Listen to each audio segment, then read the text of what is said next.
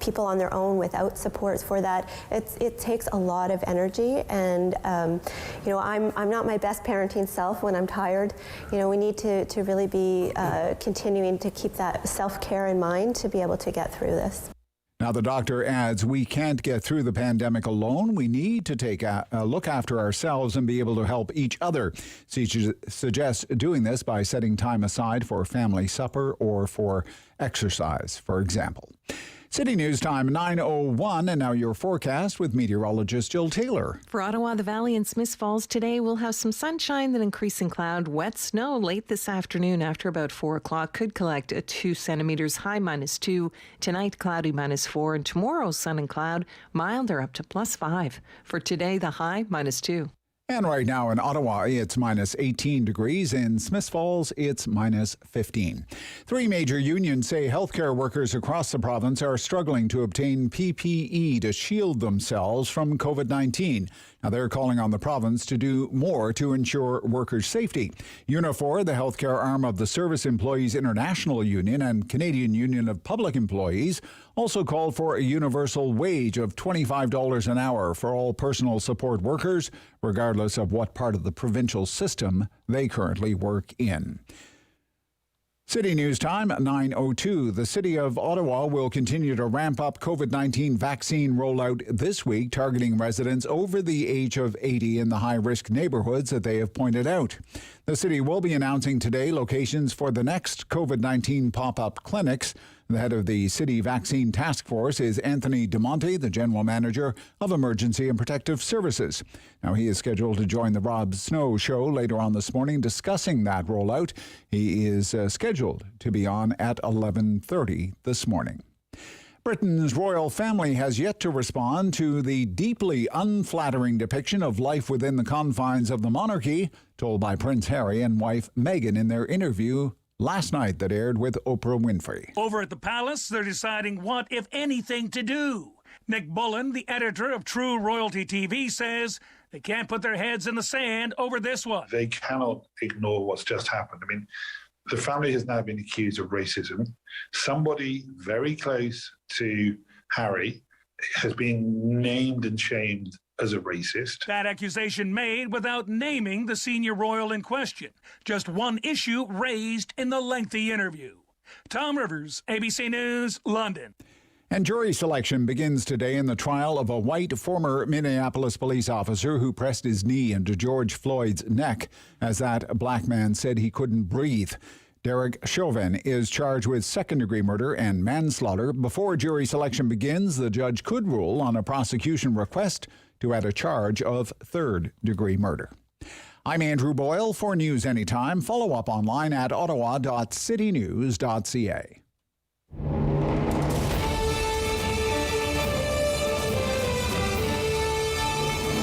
When the headlines say X, he's got the Y. It's the Rob Snow Show on Rogers TV and City News. 101.1 FM and 1310 AM.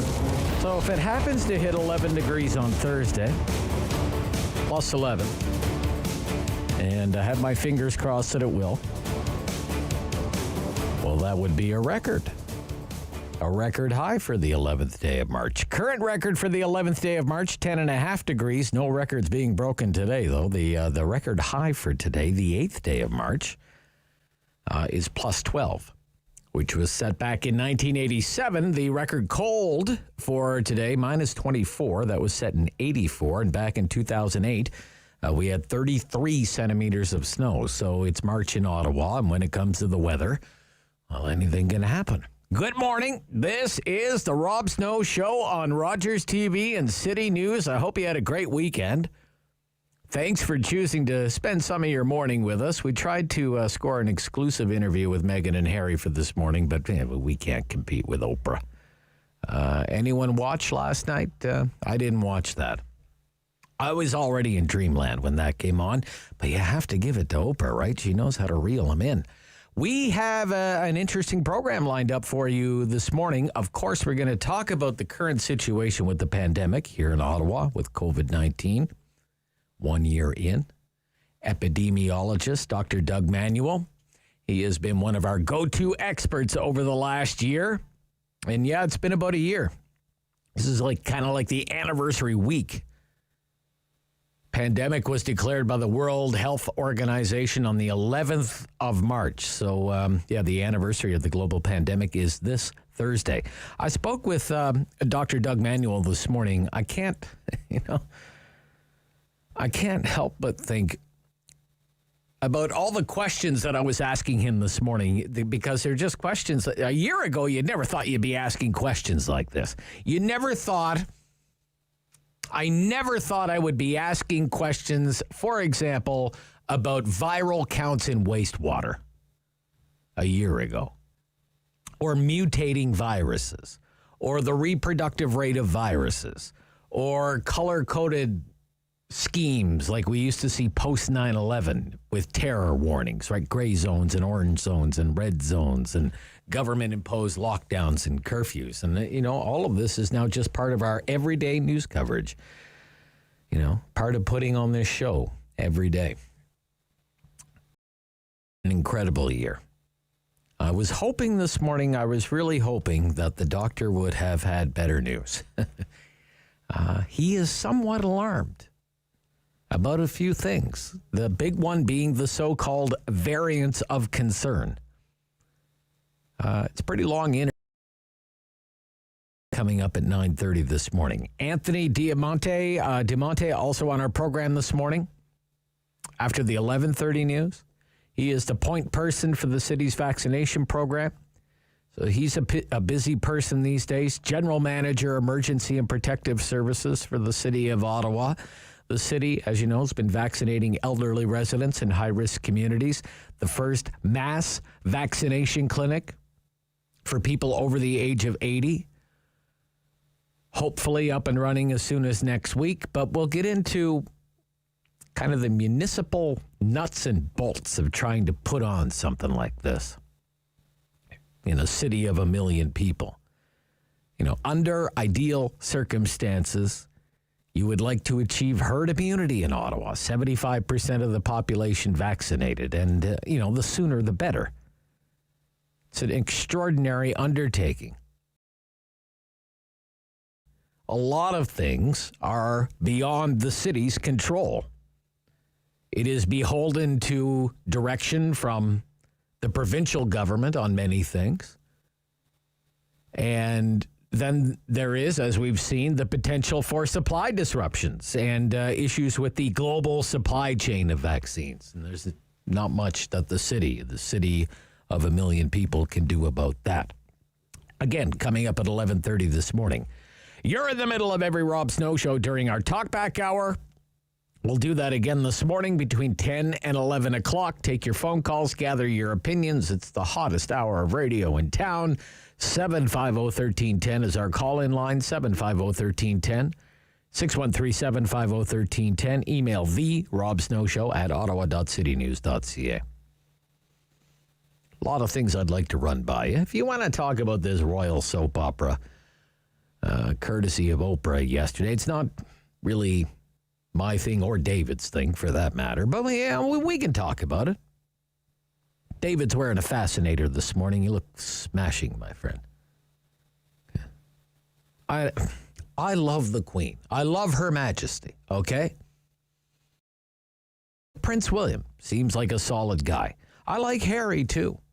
There were times when I was really worried about Harry. And I like watching The Crown on Netflix. And other than that, that's about it. I don't really care all that much about the saga of the Windsors. And the more I hear, the less I like. And the more Republican, you could say, the more Republican I become. Meaning, I question why we have this institution at all in this country anymore. Want to get into that? Sure, we can get into that. I have some other things I want to run by you, though. The polls. And I know Groundhog Day is over and done with, but, this is kind of a Groundhog Day type question. What is wrong with the Conservatives? According to a new poll, it's an Ipsos poll done for Global News, and according to this poll, the Justin Trudeau Liberals' lead over Erin O'Toole and the Conservatives is now 7 points. 7 points. Liberals, 35. Conservatives, 28. Ugh. 28. Yep, that's right. 28% popular support for the Conservative Party of Canada. The NDP, 16% for the NDP. According to this poll, a snapshot in time. But Mr. Trudeau, you can be forgiven if you have visions of a majority government dancing in your head. You don't think there's going to be an election? The Liberals are 7 points ahead of the Conservatives. They're 19 points ahead of the NDP, for crying out loud. Despite a terrible launch to the vaccine rollout. I mean, how else do you describe it? It was terrible, right? Despite all sorts of problems at the very top of the Canadian Armed Forces, about which there seems to be a new and disgraceful news report every day, despite allegations about funny business at the Prime Minister's favorite charity, that would be the We charity. Oh, and by the way, we have unemployment north of 9% and 2 million people out of work. Despite all of that, if the election was today, Liberals in a landslide. And no wonder all the political columnists, who were they writing about Mr. Trudeau? No, they're a bit fascinated with Erin O'Toole all weekend. Because it looks like the Conservatives are actually losing supporters. Maybe even losing what once was a rock-solid blue base. And morale among the Conservative caucus rumored to be in the tank. Yeah, so I'd love to get your take once more on that age-old question. What's wrong with the Conservatives? And the mayor, Jim Watson. Jim Watson had bacon and eggs in a Dunrobin restaurant this weekend and was Twitter mobbed for it. My goodness, the outrage. Because the mayor went out to a restaurant in Dunrobin, sat in the dining room, and had breakfast. He had breakfast with Councillor Eli El-Shantiri. Now, technically speaking, that is permitted, okay? You are permitted.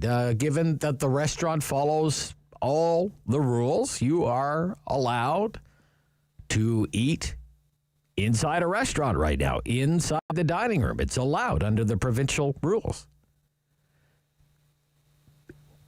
Some people are pointing out that what the mayor did by having breakfast with Councillor Eli El-Shantiri, what he didn't do was follow the advice of Ottawa's Chief Medical Officer of Health, because Dr. Vera Etch's advice is don't go out unless you really need to go out, limit non-essential travel, and don't socialize with anyone outside your immediate family. Now, I know the mayor and Councillor El-Shantiri, they're close, but they're not Bert and Ernie, okay? They don't live together.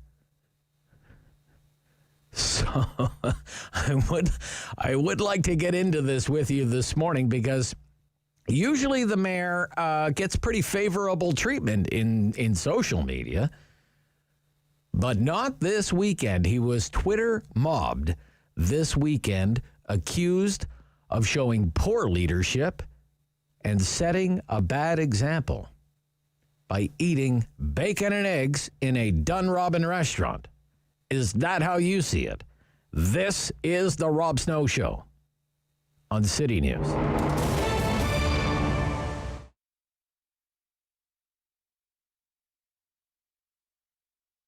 When it came to opening the business, because I was so young, there was a lot that I didn't know about management, financial management, management of people, all around management, I think is the word that I always come back to. I think that I always had a passion, and I knew that I wanted to create a space for people to get their hair done, but I had no idea, even having studied business management, what it really took to open a business as well as sustain a successful business. So in 2014, I was actually working with Angela Sutcliffe. She was my business coach at the time, and she was like, what's your niche? Like, what separates you from other salons? And when we started to really dig, it was the curls. It was the fact that we work with all curl types: curly, kinky, wavy, coily, which is how we identify our curl types. And then you have straight hair as well, of course. But you know, more than 70% of the world has some sort of curl pattern to their hair. And we just realized that that was not being addressed. It wasn't something we learned about in school. So I went to the States and I traveled all over to kind of gain the information that I have now to be able to share it with our clients and as well as with other stylists. So in March, when it came, I thought it was gonna last, a week, 2 weeks, through, I think it started off at 2 weeks. And I was like, cool, I have 2 weeks to just relax, that's fine. So I was actually in a position where I was not happy, so to say, but I was a little bit happy, to be honest. Now, when that extension started to happen, it was not a great feeling. It was very uncomfortable not knowing how I was going to support myself financially. So I'm so excited about the Academy. It's something that I started, and I launched it during the pandemic. So I've been teaching for a number of years. I've been educating for a number of years. I educated at Algonquin. I've educated at Versailles Hair Academy. And I've also educated in my own space, in this space and my old space up on Greenbank. And so it was just a continuum of what I've been doing for these years. When we have a client in our chair, it's not just about making your hair look great. It's about how do you go home and take what we've just taught you and emulate that. So now, with a world where people want to quote unquote be diverse and inclusive, what does that really look like in a salon setting? And for me, it looks like being able to invite any curl type, any hair type, really, because I can take care of straight hair types just as well as I can take care of curls. And we cater to all curl types regardless of what you look like on the outside. We got you.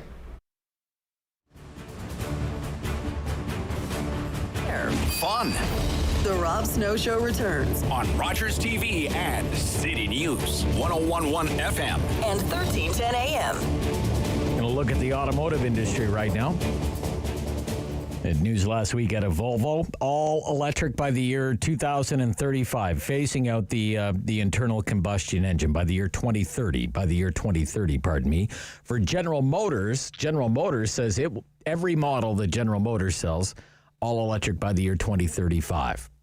All electric by the year 2035.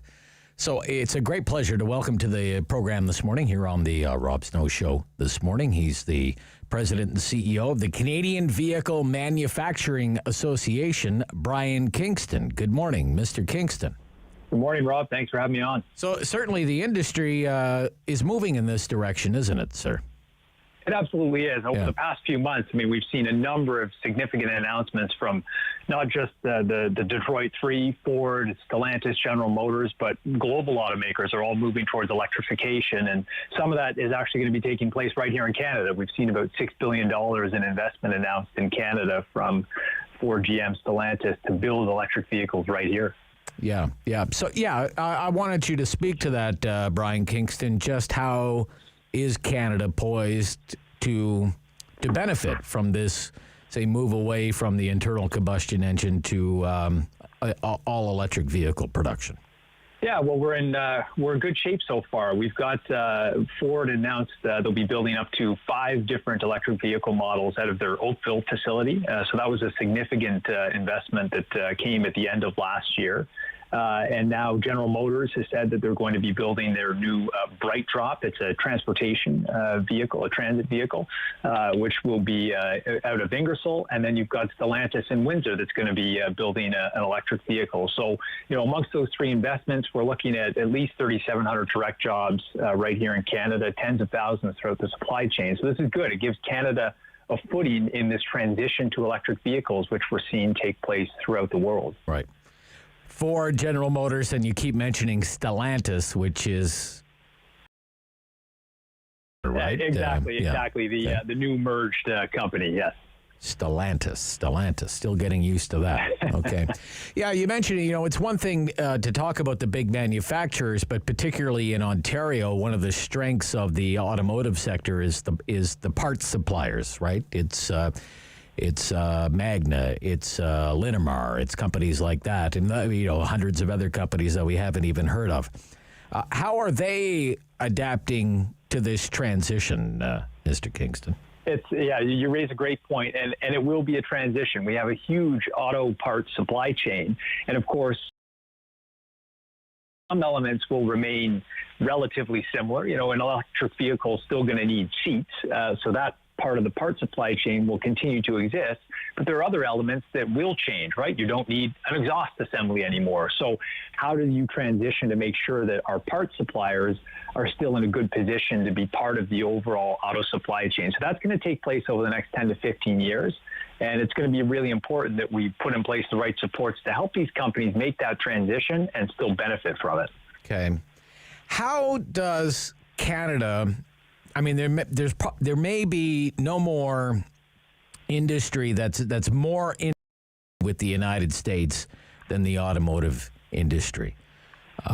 You have parts that move from assembly plants in Canada to the United States, back into Canada, maybe down to Mexico before the final product is actually ever.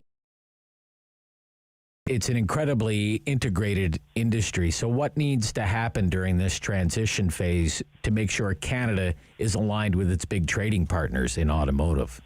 The most important thing for the Canadian industry has been and will continue to be with electrification is that we remain aligned with the United States on everything from our emissions regulations, safety criteria, you name it. We do not build vehicles to just sell them into the Canadian market. We're too small. This is an integrated North American industry. So the big priority right now, we have a new U.S. president that has a pretty strong climate change agenda. There's been a lot of talk in the U.S. around encouraging more people and consumers to buy zero-emission vehicles. We need to make sure we're part of that conversation so that as those policies are rolled out, Canada is viewed as a partner of the U.S. on that. And, the one thing we always have to be can be a tendency for, Buy America type policies, more protectionist policies to promote U.S. manufacturing.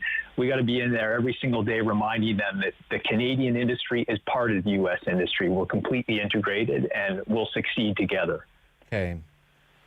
How important is it now at this point, say in the maturation of the electric vehicle, how important is it for government to still offer incentives to the consumer in order to buy an electric vehicle? Yeah, we still need to do that, or? Absolutely, and this is going to be really important until we find ourselves at cost parity. So, until you get to a point where a consumer can walk into a dealership and they can choose a gas vehicle or an electric vehicle, same features, same capabilities for the exact same price. We're not there yet. So that's why we need consumer incentives now to help people make that shift. Now, the price is going to come down, and it will come down over the course of this decade as battery technology advances.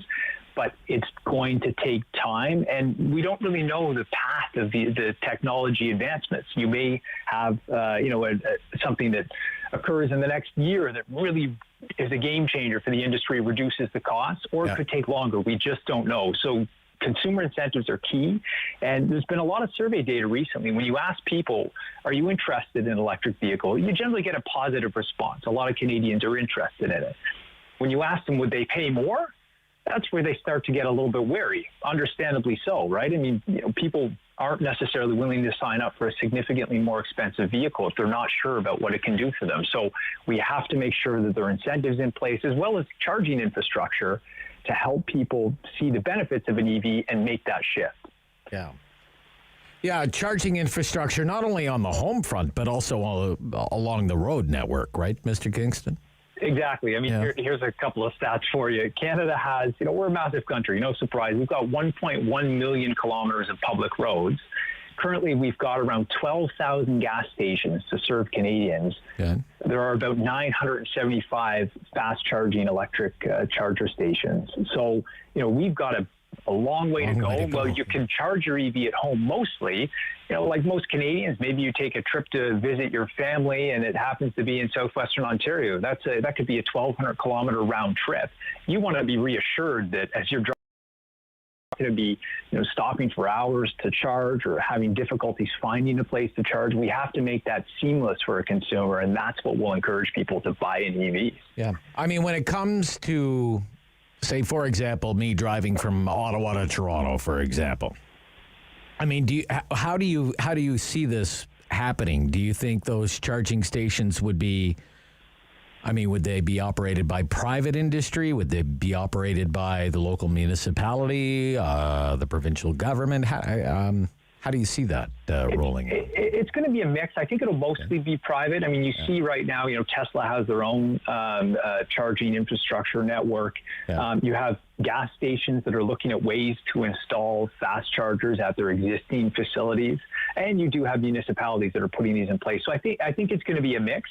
The good thing is that the range of these vehicles is getting better and better. You're seeing full battery electric vehicles that can go 300, 400 kilometers on a single charge and can actually charge up relatively fastly now. We're talking about 10 minutes or so.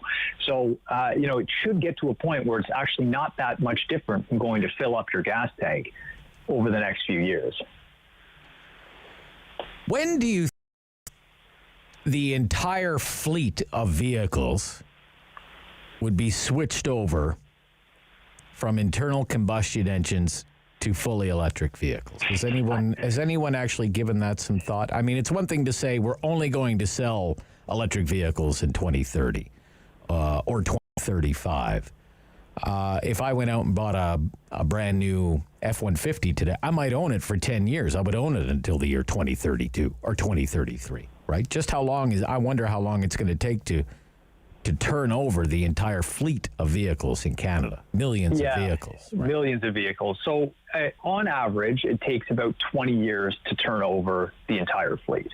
So it's a long time. And by 2040, maybe. Yeah, exactly. Now, the one question that I think is interesting, and it's hard to predict what the outcome will be, but, in some instances, will an electric vehicle still be able to do what a gas-powered vehicle is doing, or a diesel-powered vehicle, particularly in a remote community, for example.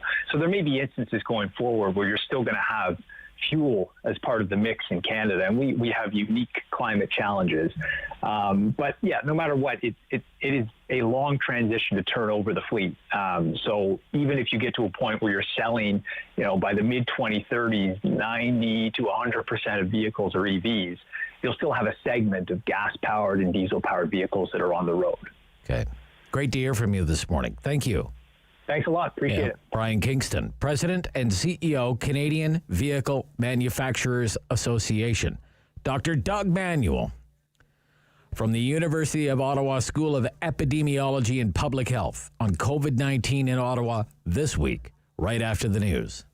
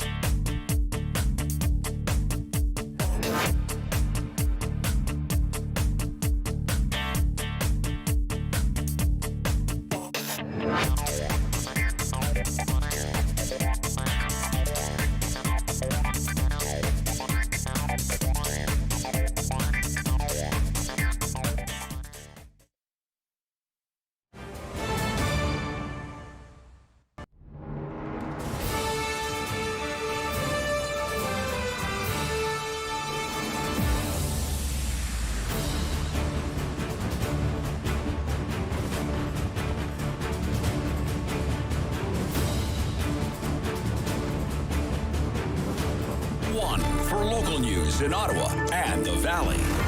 This is City News, now on 101.1 FM and 1310 AM. It's Monday, March 8th. Good morning. I'm Andrew Boyle. Right now in Ottawa, minus 14 degrees. It's minus. Here's what's making news this hour. Marking International Women's Day this morning, Ottawa Mayor Jim Watson spoke with the Chief Medical Officer of Health for the city. Dr. Vera Etches says it has been a very busy year for her with this pandemic, but also reminded everyone you still have to take time for yourself, do things like exercise, but also look out to help each other. More than 900,000 doses of COVID-19 vaccine due to arrive in our country this week. Provinces booking appointments, opening vaccination clinics in response. Call centers open across BC today, for example, to book their vaccine appointments. That's for people 90 years and older. In the city of Ottawa, it's those over 80 at designated neighborhoods that are getting their shots.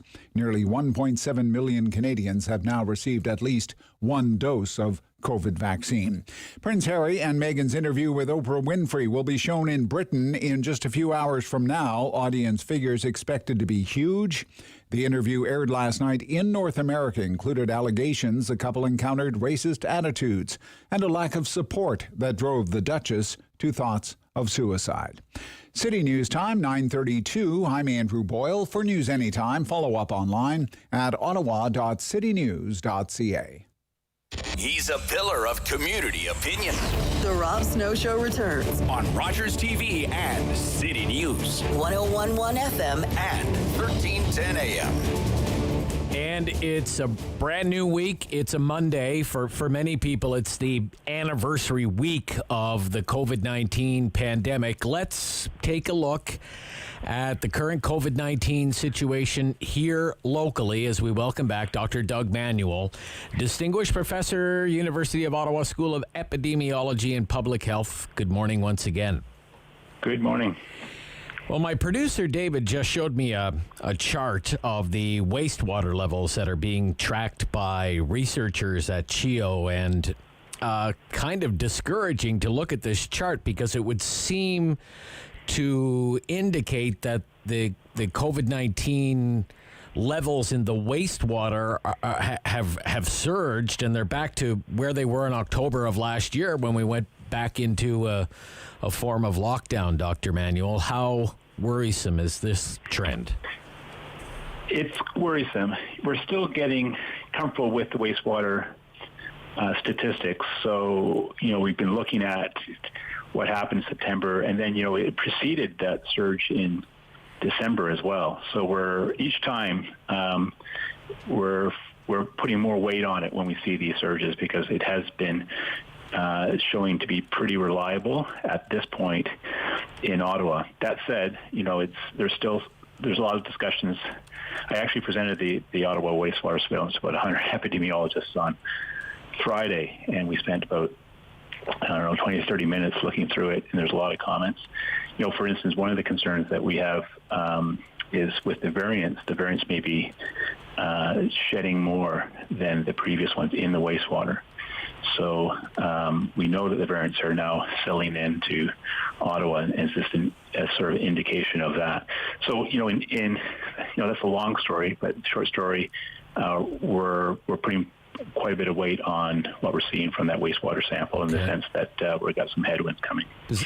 So is it indicative? Because this has been viewed as a leading indicator. Is it indicative of higher case counts to come, do you think, for Ottawa, Doctor? Or? Yes. Yeah. I think most, high likelihood, very high likelihood, especially when we combine it with what we're seeing, which is a slow trend in the last few weeks as well. This is when we open for, now this is coming into our third week, and this is where we would see the cases starting to accelerate. So when you put all the information together, and also the variants coming in. So when you put all the information together, there's what I would call a high probability of increased cases in this week, next week. And would it confirm that the variants are more contagious? This by itself may not. Okay. But we have had other studies. Public Health Ontario has done some good studies sort of replicating what we've seen out of the UK. we pay attention to the UK, but we like to repeat them because sometimes you kind of have a founder effect. The first place you see higher transmission. So one study that's influenced me quite a bit is in Public Health Ontario has looked at transmission within households with variant, without variant.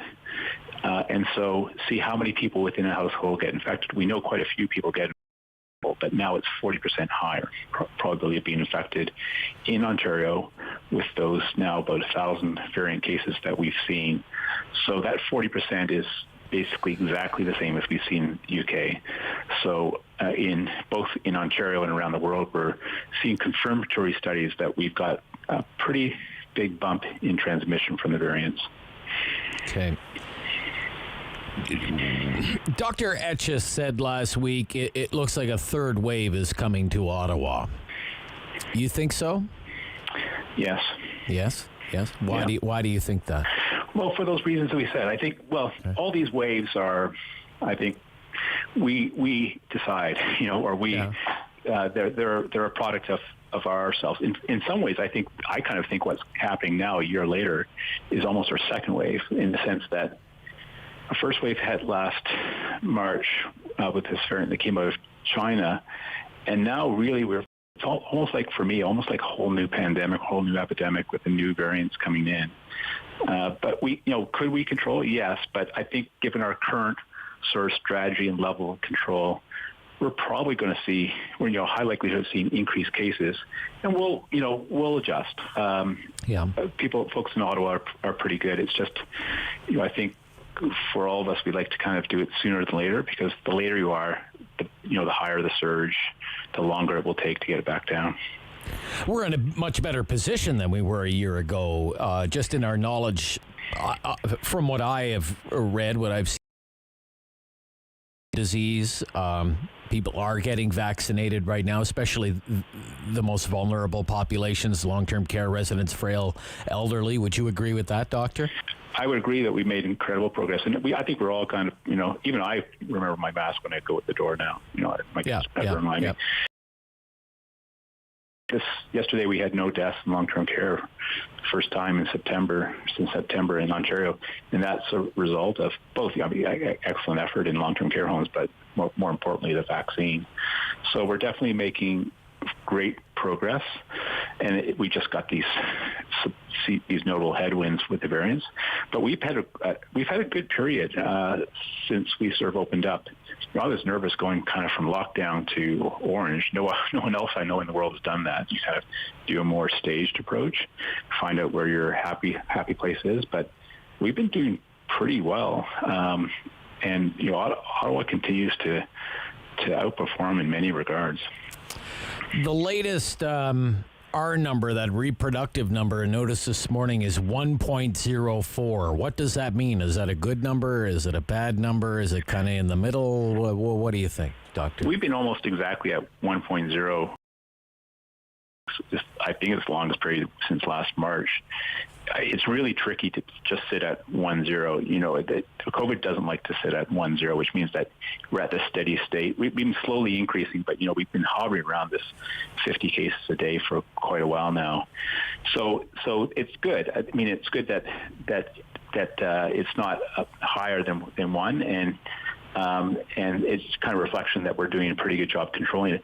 The concern again here is that the variants, if we were 100% a variant in Ottawa, and that will happen, it will be, the equivalent would be 1.4.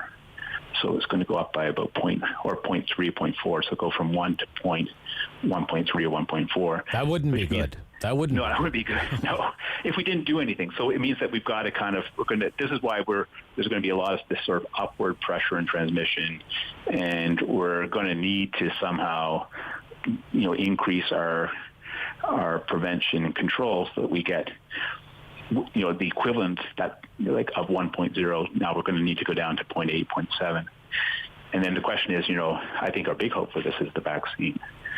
And the vaccine will really push that R down if we can get into arms. Well, prevention, then people are going to hear that and they're going to say, there's Dr. Manuel. He says we're headed for another lockdown. You think we're headed for another lockdown? I mean, is it inevitable, do you think, the way things are going? I think there's pretty high probability that we're going to kind of go into this red zone. would the red zone be enough? And then it's a question of this race of the V's. We are starting to get there with the vaccine, and importantly with the vaccine too, we're really seeing a reduction in deaths. Starting to see a reduction in deaths. I don't think we have actually quite a few hospital cases right now, 30 cases, and the people that end up in hospital are the ones largely from the community. So we're seeing a reduction in deaths that come from long-term care, but the hospitalizations come from the community. So to reduce those, we're going to see an increase in cases. We're going to probably slide into the red zone. Will it go higher than that? It really is this race of the V's. If we can get people vaccinated in the community before this really settles in firmly, then we could probably stay there and eventually drop down. But the variants coming in, like one of my colleagues, Peter Juni, I don't know. He was saying it's coming in like a Swiss train. He's from Switzerland. He's been here for the last 5 years, and the variants are just coming in like right on schedule, like what we've seen like in every other country. So given that, I think we're going to see quite a bit of pressure moving us up into the red zone, maybe higher. And eventually, you said you think all of the cases will be cases of variant COVID-19 cases. Yeah, I think that's what we've seen in other countries, and that's what we expect from the epidemiology. Pretty much, not every, but 95%. And then the question is whether it's going to be which variant. And scientists, myself included, around the world, is that these new South African Brazilian variants might be the one that really dominate, because again, they're as transmissible as B117 from UK that we're seeing, but they're more resistant to the vaccine. So we're not only looking at the variants kind of taking over, but also kind of eventually retooling our vaccines because those vaccine-resistant variants will take over from the ones that aren't. What do you think of the decision on the dosing interval moving to 4 months for these 2-dose vaccines? I'm just really happy that NACI came out on it. I think the science table in Ontario came out quite a while ago, and I think it's the right way to go. It's been controversial, but I think those controversies are starting to go down. You've had kind of some scientists that say follow the letter of the study, and others say follow what we know from science, and we analyze those studies, and we know that like the spacing for the studies was really unusually short, like 3 weeks. Normally we would run a study where the spacing is longer, but we had to run it. The drug companies appropriately ran them short because we need to get those studies out quickly. But we can analyze the body of evidence, not only from the studies, but from what we know about immune response. I think safely space them out. And it's going to be really important because the more people can get some coverage, more people can get needles and arms, the greater immunity we're going to have throughout the entire population. Okay. So what I take away from our conversation this morning is that a year into this, we're in a better place, but we're not out of the woods yet. Is that fair enough? No, I think the next 2 months are still weighing on my shoulders pretty heavily. I was looking forward to spring, and the variants kind of pushed that back, that hope to the summer. But each week, that race of the V's changes, and kind of the vaccine came roaring back at the end of last week when we heard about the fourth vaccine plus updated and faster supplies change. So, 1 week we hear some bad news of the variant. Next week we hear some good news about the vaccine. So I go kind of back and forth as well as everyone else. Yeah. But I'm starting to look more and more optimistic. But I think it's going to feel different this summer. Okay. Next few months, I think we should all kind of be prepared for some setbacks or moving into red or other. I would I were a business or even anyone with mental health issues, and knowing that these lockdowns can be hard or restrictions can be hard, I'd keep an eye on the news and the wastewater and the projections and go from there. Thank you again, Doctor. Great pleasure this morning. Thank you. My pleasure.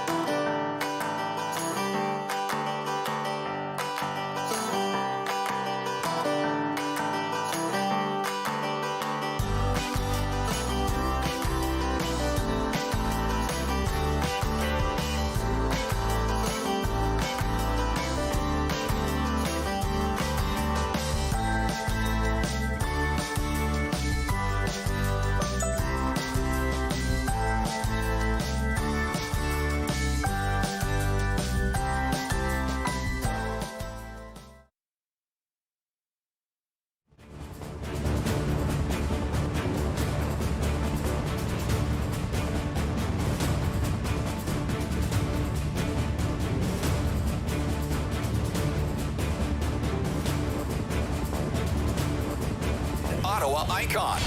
The Rob Snow Show returns On Rogers TV and City News. 101.1 FM and 1310 AM. It is International Women's Day. And the city councillor for Bay Ward is the city's liaison for women and gender equity. And she joins me this morning, Councillor Theresa Kavanagh. Good morning. Good morning, Rob. How are you? I'm good. How are you? I'm fine. International Women's Day going? Not bad so far. We had the breakfast this morning, but I think people realized it was pre-taped, so didn't have the same zing as last year, which was the last public event we had, where we had a room full of people, and it was very exciting, and you could feel the atmosphere. Yeah, not the same. Not the same kind of buzz or energy, right? Yeah. But nevertheless, the mission is the same, right? Mm-hmm. Yeah. What progress has been made in the last year, in your opinion? Oh, I think we've done well. I think the city is working very much towards women and gender equity. And as well, they're looking at equity in general. So I'm very pleased with that as well. We've done a lot of hiring to to monitor that, to work on the strategy, and we're getting places. So I think in terms of just internally, we're working on more hiring, more making sure women are advanced to more positions. Yeah. And that's a big job in itself. And we have so many qualified women, so there's a lot going on there. So the city's in good hands there.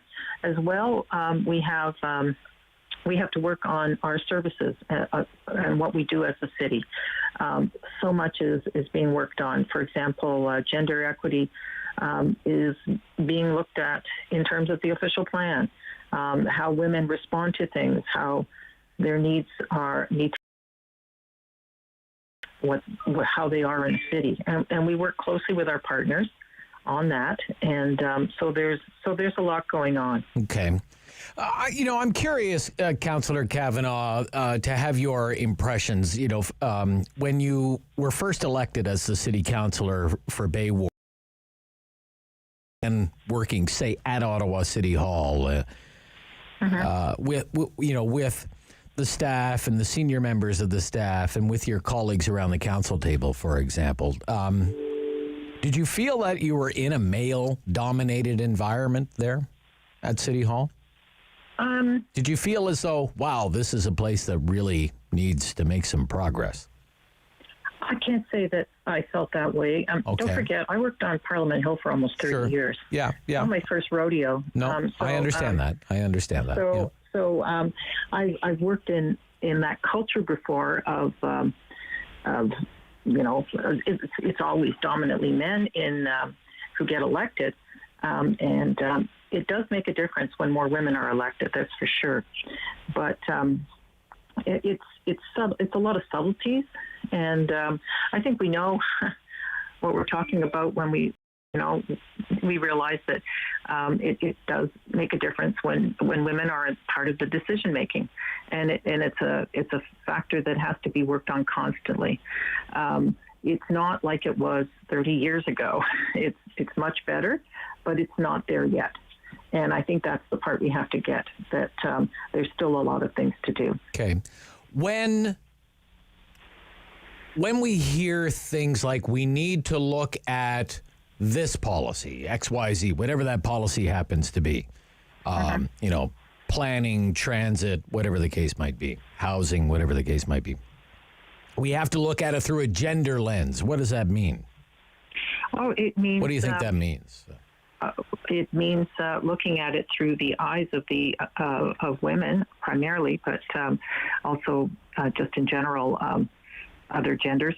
But it's looking at things on how the services need. For example, bus service. You have to have more lighting to make people feel safe. One of the biggest factors we hear about is safety. Yep. The concern for it. Maybe it doesn't. When you're designing a bus and you're a man and you don't realize that having dark streets there is hugely problematic. Oh, yeah. Those are some examples. It's this idea that if I'm I hate to interrupt, Councillor, but this idea, I had it explained to me like this. On the transit example, for example, if somebody wants to get the bus between stops because they feel safer, to be let off in this particular place instead of at the next bus stop or the next transit station, for example. Yep. Something like that, right? Yeah. Yes. Yeah. Yes, and I've done that. Because I have a dark place to go down. These are the things that you have to be aware of, how people feel vulnerable. And so there's opportunities to work on that. Designing communities, obviously, a lot of people have kids.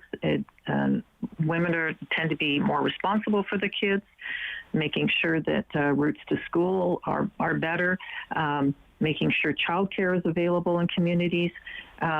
There's so many factors that we need to think in terms of how those eyes are looking and how it feels to be a woman in that community.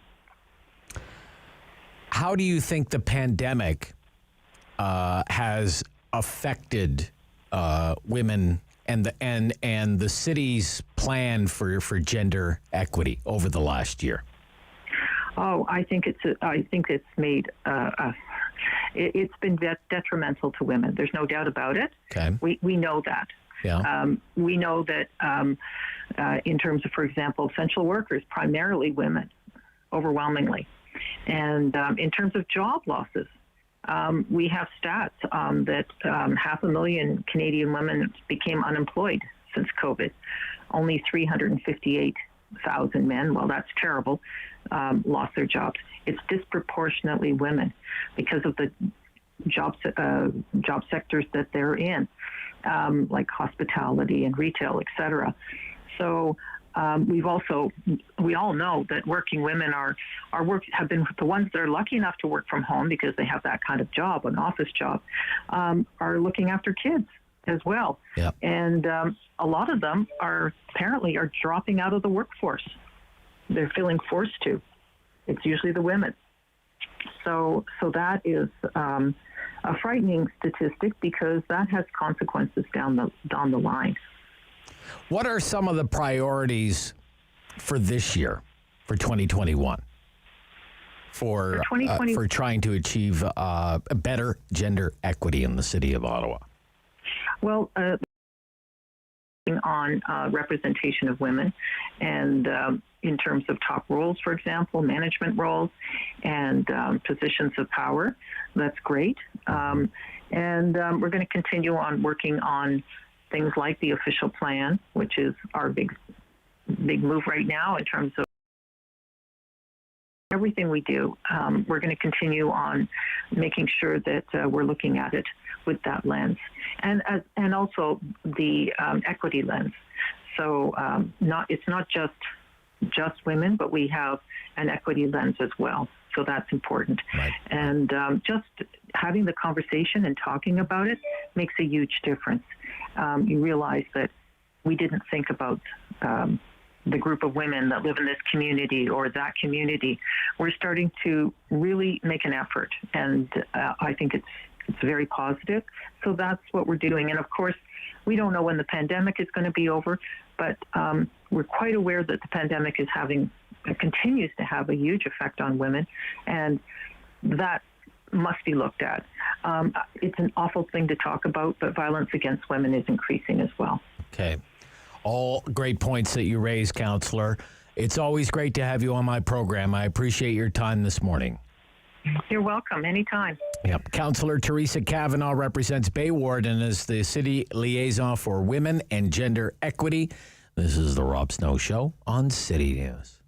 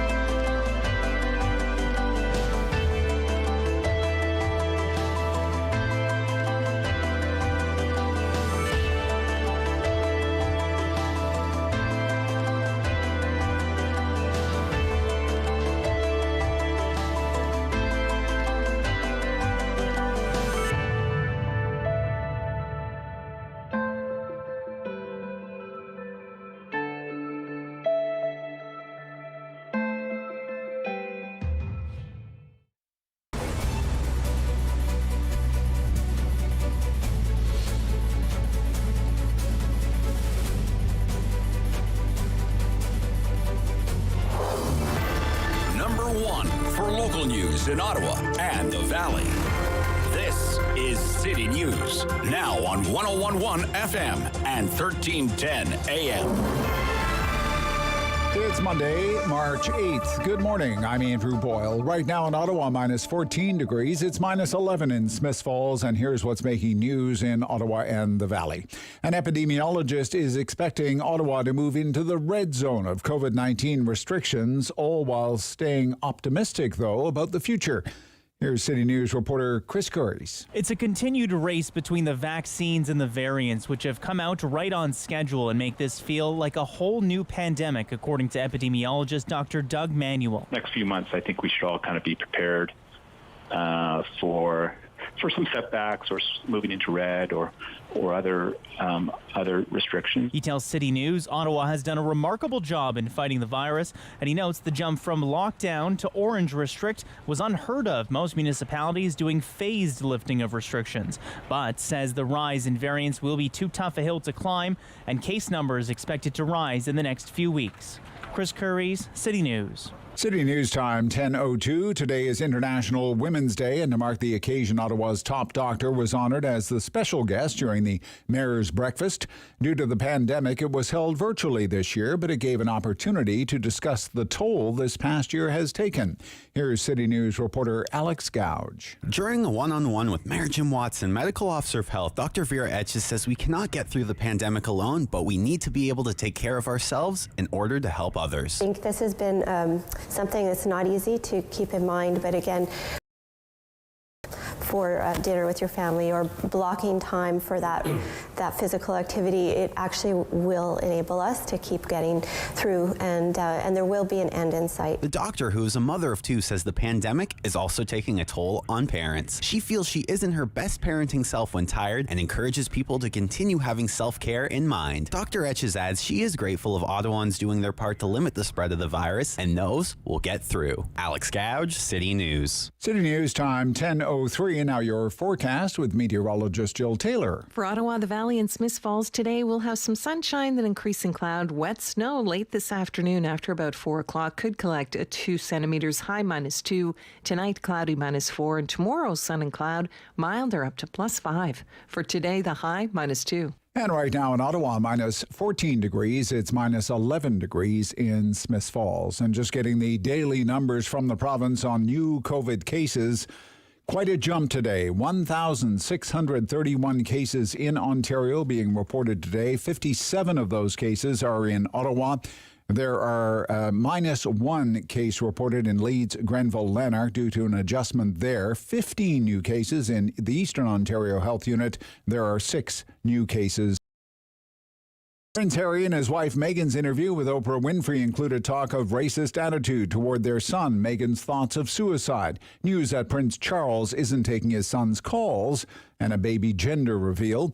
Meghan says when she was pregnant with son Archie, there were concerns and conversations about how dark the boy's skin might be. Hello Magazine's Emily Nash says the royal family will want to address the interview's most unflattering comments. It's devastating for the royal family, and I'm sure they will want to respond in time once they've had a chance to digest everything that's come through. That's something that's totally inexcusable if that's what happened. The couple refused to say who made the racist comments on the ground that revealing the name would be, quote, very damaging. I'm Andrew Boyle. For News Anytime, follow up online at ottawa.citynews.ca. It's time to talk back on The Rob Snow Show. Have your say and call now. 613-750-1310. We can talk about the Royals if you want to talk about the Royals. I don't really want to talk about the Royals, but if you want to talk about the Royals, we can talk about the Royals. I don't want to talk about the Royals. What's wrong with the Conservative Party? Okay. I know that seems like a Groundhog Day type question, but it seems with just about every new poll that comes out, and there's a new one out, the numbers for the Conservatives, they keep looking worse, whether it's the party's overall nationwide popular support or the leader. Polling numbers, new poll out this morning, Ipsos poll for Global News, Conservatives 28%. You heard that? 28%. That's pretty much as bad as it gets for the Conservatives, and the Liberals have a 7-point lead. The Liberals have a 7-point lead. What's wrong with the Conservatives? 750-1310. 750-1310. 750-1310. Every single line available right now. I'd also like your take on this one, too. Okay, it's not earth-shattering. Okay. But I think it's interesting nonetheless. Did Jim Watson do anything wrong? Let me ask you this, okay? Did Jim Watson do anything wrong? This weekend, Jim Watson went to a restaurant, had bacon and eggs, and then got Twitter mobbed. Did Jim do anything wrong? He went out to a restaurant in Dunrobin. He had breakfast in the dining room. His dining companion was City Councillor Eli El Shantiri, represents that area of town. Did he do anything wrong by doing that? Technically speaking, according to the provincial rules, there's nothing wrong with that. As long as, the restaurant's following all the rules and the diners are following all the rules, you are allowed to have breakfast in a restaurant. It's not like they broke into the restaurant and had bacon and eggs. But it is against the advice from Ottawa Public Health, which really hasn't changed much in a year. And the advice is the same, right? Stay inside as much as possible. Only socialize with members of your own family, members of your own household. And Eli El Shantiri and Jim Watson, they've known each other for a long time, but, they're not family. They don't live in the same house. But holy smokes, people on Twitter were just this week. Because he went out to breakfast and had bacon and eggs in a restaurant, saying he was setting a bad example and showing poor leadership by having bacon and eggs in a restaurant. Do you agree or do you disagree? 750-1310, 750-1310, 613-750-1310. His tweet said, and there were like 3 or 4 pictures to accompany the tweet. You know how it goes in the Twitter sphere. His tweet read, quote, I stopped by the Heart and Soul Cafe in beautiful Dunrobin this morning for breakfast with Eli El Shantiri. There's no better way to start the day than bacon and eggs at one of our city's local restaurants. And you have the picture of the restaurant, picture of the councillor, picture of the mayor. The mayor is greeting diners while he is wearing a mask. He is greeting diners. The diners aren't wearing a mask, but they're seated at the table, right? Man, he is getting Twitter flack for this. Some of the, and I get it, sometimes, Twitter, not real life, okay? But holy smokes. People are saying he shouldn't have done that. Quote, be safe, do breakfast over Zoom, don't do this, is what one person wrote. Do breakfast over Zoom. There is a better way. Go to Tim Hortons, grab breakfast sandwiches, at least 20 to 40. Distribute them to street people. After that, you can have one yourself. If you talk to them and listen to them, it might take all day. Here's another one. I'm a little confused here. I'm not supposed to have my sister over for a cup of tea at my house, according to Dr. Etches. But having breakfast with people outside my bubble at restaurants is okay? Support local business by picking it up. Another one says, I sometimes go from Toronto to Ottawa for essential businesses, especially when there was no lockdown last summer. If this is how the Ottawa leader acts, no thank you, I will stay home. No mask, no thanks, says another. Shameful but not unexpected. Self-important politicians. Irresponsible behavior at the worst possible time. What kind of leadership is this? Way to lead, Jim. Please let Dr. Etches know that bacon and eggs prevents COVID transmission.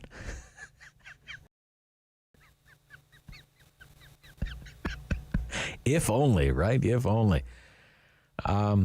Poor choice. This is not what leadership looks like. I work in healthcare. We've been told staff cannot eat or drink at the same time as someone else because it's not safe. We're here trying to keep people healthy and alive, and this is the leadership we have? Bad way to promote buying local.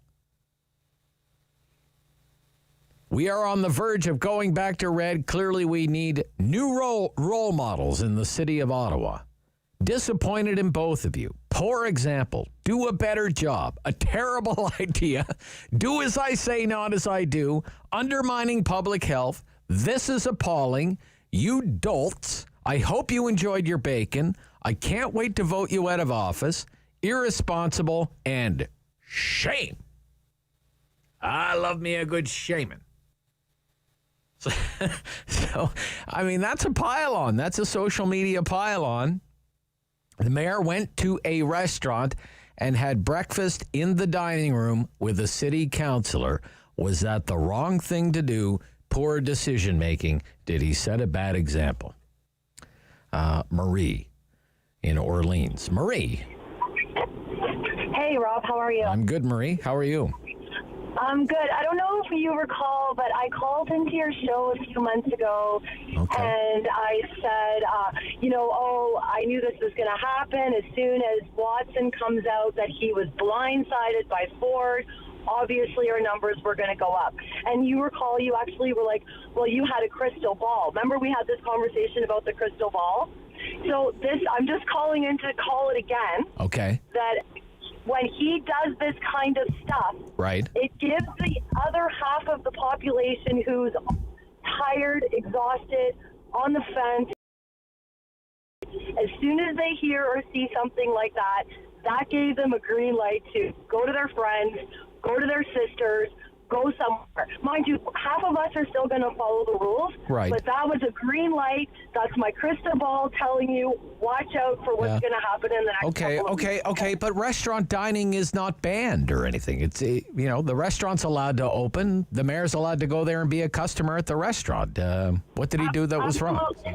Well, I'm not saying that he did anything that was wrong. Okay. What he did was I guess it was morally shifting the compass to look more like he was promoting a bit like health guidelines. Okay. And yes, granted, it is open. Yeah. But I don't think we should be leaving it up to the government, provincially, to make decisions for us locally.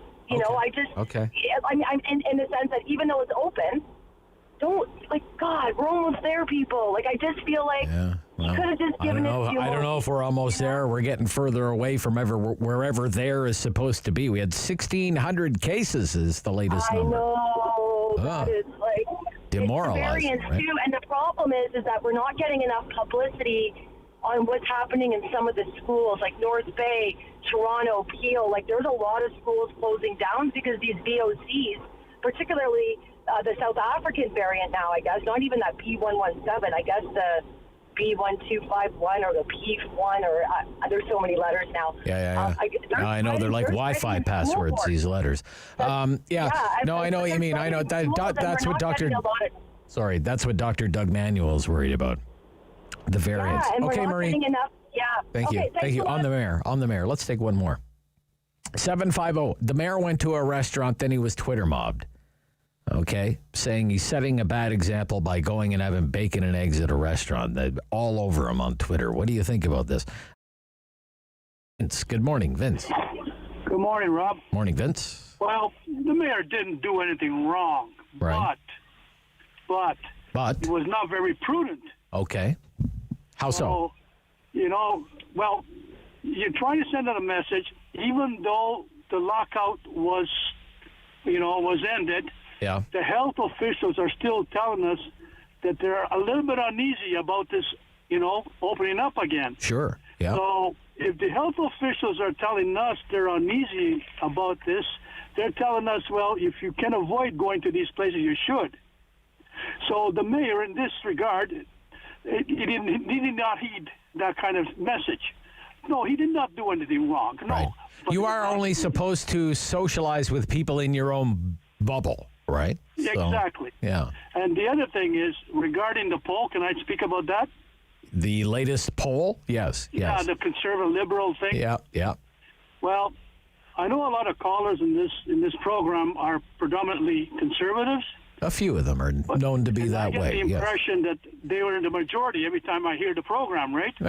You may be onto something there. This poll tells us otherwise. Yes. Why, though? Why? That's what I want to get at, though. Yeah, well, 35. He's up by 7 points. Not in tune with Aaron O'Toole. That's simple as that. He does not have a message.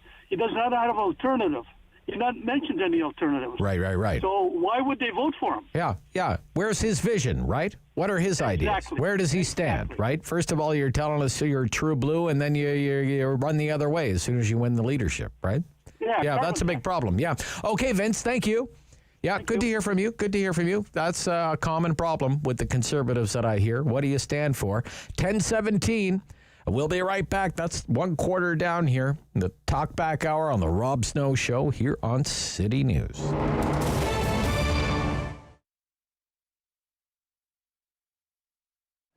It started out with a small outdoor booth in what was called Artist Alley, which is actually the area just outside our store on William Street, where for a couple of years we sold our jewelry directly on the street, and then we location in this building, 55 Barwood Market Square. We then moved to another location in Place de Ville, and then moved back down here on Dalhousie Street at Irrigere in the 90s, and then back into this building again in 2000 as a collection. I do a collection of jewelry called Cirque that's mainly beaded work with a combination of semi-precious and vintage beads. And then she does a hat collection called Fanfreluche that's all cut and sewn hats in a variety of fabrics and for all of the seasons of the year. We've curated and sourced the artisans that we represent in a lot of different ways over the years since it's been, since 1985. Some people come to us since we're known, and other artisans that we represent might recommend that they come and see us. Some people we find at craft shows, or we see their work, somebody, and we go and track it down and bring it. And then some people, interestingly, are with us in one medium, and then sometimes they evolve to another. They're all Canadian and mainly local. With the roughly 50 people that we have, I'd say more than half of those are Ottawa-Gatineau, and then the cities in Canada, Montreal, Toronto, Vancouver, etc. If you can afford it, go to a small business and spend some money. It's lovely when you come in and, give me a pep talk and tell me how much you love this place and you've been coming here for years. But if you can afford it, please spend some money too, because all the pep talks in the world are not going to pay my rent, which is still full rent even when we're closed. Then secondly, if you can't afford to spend money, follow the businesses that you want to support on social media. Go to their Instagram, go to their Facebook, follow their Twitter, and then retweet, share their Facebook page, like and comment, because if you can't afford to, as many of us can't right now, to do extra expenditures, doing all of those little things like that will raise the visibility of those small businesses, and hopefully for them result in some online or curbside or other business for them.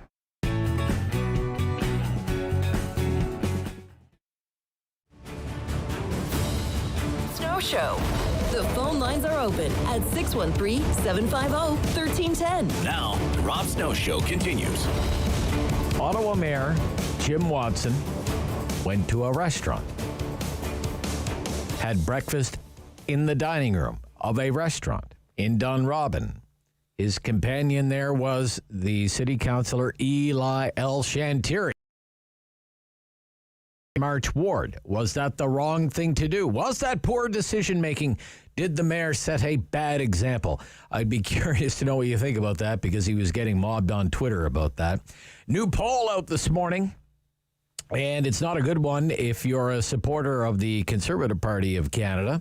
It has, first of all, it's a Global News Ipsos poll, and it has the Liberals at 35. It has the Conservatives at 28 and the NDP at 16. The NDP, it's not like they're knocking anybody's socks off. They're like 19 points behind the Liberals. But it's a lot of people are wondering what's going on with the Conservatives, okay? These are the last few polls. In addition to that one, you had the Leger Canadian Press poll. Liberals 35, Conservatives 28. Main Street, Liberals 36, Conservatives 31. Angus Reid, this is going back a couple of weeks now, Liberals 34, Conservatives 31. And Ipsos a month ago had the Liberals at 33 and the Conservatives at 30. Abacus in early February, it's like 5 weeks ago, had it a 1-point race. Now it's a 7-point race. Liberals 32, Conservatives 31, NDP at 18. Okay. What's going on there with the Conservatives? Failure to launch for Aaron O'Toole. Rob in Ottawa. Rob, good morning. Hey, good morning. Yes, sir. I was basically just calling about the Liberals and the poll and the Conservatives. Basically, I guess my feeling there is that I don't think at this point really people are actually paying attention to any logical thing coming from either party. It's just a tribal thing now. It's like in the States, nobody really voted for Biden. They voted Democrat. In the same way that here, everybody has so much tied to having the Liberals win that there's no way that they're going to let the Conservatives win. Because the Conservatives haven't done anything to deserve this loss. They haven't done anything to deserve this hit in the polls. Right. And the Liberals haven't done anything to earn this bump. Okay. So what, you think there are just more members of the Liberal tribe than the Conservative tribe? It's a numbers thing? Is that what you think, Rob? Or? That's exactly what I think. Okay. And I think the Liberal, like when you get right down to an election, the Conservatives just cannot seem to get on the same page, and they're never going to win, and that's why the Liberals want the election now, right? Oh, yeah, for sure. Why wouldn't you want it right now, right? With these numbers, sure. I'd like to say about Jim Watson, though. Yes, did he do something wrong by going for bacon and eggs on, I think it was Saturday? Yeah, kind of tempest in a teapot there, because, I mean, if the restaurant is open, I think we should appreciate him for going and spending a little money locally and trying to support a business that's open. If it was closed and he was in there like Gavin Newsom, California's governor, and he was doing something he was telling other people not to do, then I guess we could understand that. But it just seems like everybody's jumping on him just because they can. Okay. All right. Thank you. They certainly can, and they certainly did. Bill, calling from Toronto. Bill. Yeah, with regards to the Conservatives, I'm conservative, and I couldn't vote any of home this time. Okay. Gonna sit it out. Yeah, well, O'Toole, the thing that he did with Sloan, and then, he hires the guy from Galway. He's just a Trudeau light. So what I want to do is blow the Conservative Party up this time. Okay. And rebuild it properly. Okay. Bring Max back.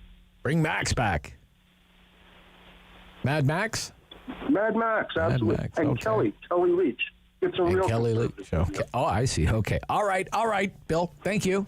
Okay. Yeah, you too. Yep. I mean, I don't know, 6-7 polls spanning about 5 weeks.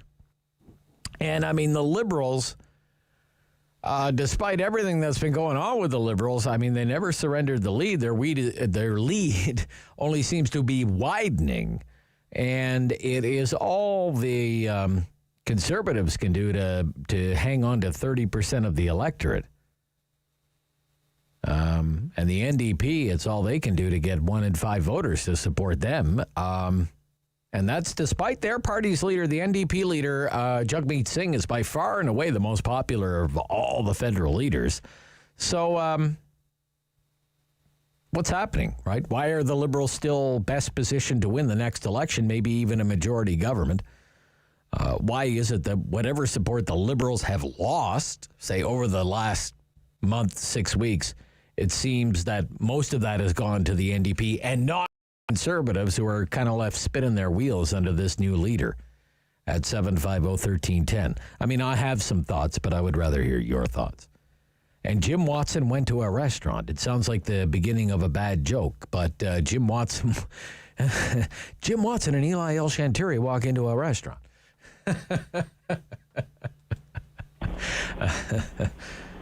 Is it Dina? Yes. Yes, in Centertown. Good morning. Good morning, Rob. How are you? I'm good. How are you? Fine, thank you. I'm glad to hear that. What's on your mind this morning? I've been noticing a trend in the media, in, like all these news shows that they have, like or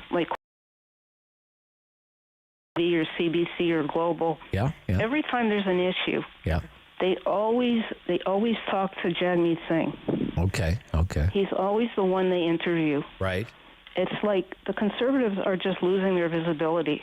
Well, I'll tell you something that's been frustrating for us, and I've mentioned this before, is that we can call Jagmeet Singh's people, and Mr. Singh will come on our show. When David has tried repeatedly to get Aaron O'Toole on our show, and you either never hear back from them or they just say no. Oh, okay. So that's what's happening. David can back me up on this. He backs me up on this. I'm not blaming the media. I'm just wondering what's going on. That's on their end. If they don't want they don't want to talk to us, I mean, what can you do, right? So. But that doesn't do Aaron O'Toole any favors. No, it doesn't do him any favors. No. But we do have we interview Michelle Rempel-Gardner quite often. Pierre Poilievre, not recently, but he would usually come on the program. The other guy from on the ethics committee, Michael Barrett. Yeah. A lot of good Conservatives on the show. We had we had the national defense critic James Bazan on the program last week. Another good one. Yeah. It'll be hard to get the leader on. I'll tell you that. It's really difficult. Yeah. Very frustrating. It's always Jagmeet Singh. Every time I. Well, it's probably because he answers the phone. Yeah, he answers the phone. Hey, Aaron, answer the phone. All right. Thank you, Dina. Thank you, Rob. Bye-bye. Yeah. Bye. Back after the news. It's halftime on the Talkback Hour on City News.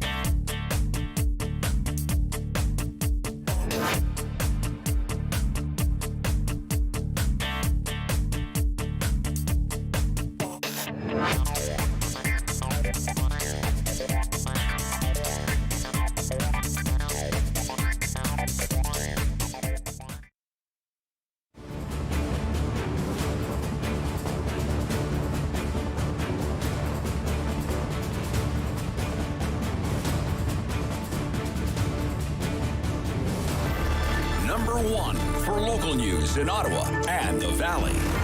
This is City News, now on 101.1 FM and 1310 AM. It's Monday, March 8th. Good morning. Right now in Ottawa, minus 7 degrees. In Smiths Falls, it's minus 5. And here's what's making news this hour. Large jump in new cases of COVID-19 in Ontario. The province reporting 1,631. There are also 10 additional deaths. Now, 57 of the new cases are in Ottawa. There are 6 in Renfrew, 15 in the Eastern Ontario Health Unit. An adjustment to the cases in numbers in Leeds, Grenville, Lanark means their number is down today by 1. A further warning about case counts in Ottawa. Indicators show we're approaching the red restriction zone in the city. Dr. Doug Manuel at the University of Ottawa says a rise in variants of this coronavirus will likely lead to case counts increasing over the next few weeks. More clips have been released this morning that were not part of the broadcast during a 2-hour interview between Prince Harry, his wife Meghan, and Oprah Winfrey. Last night's 2-hour program painted deeply unflattering pictures of life depicting a cold, uncaring institution. The couple had to flee to save their lives. Meghan revealed when she was pregnant with son Archie, there were concerns and conversations about how dark his skin might be when born.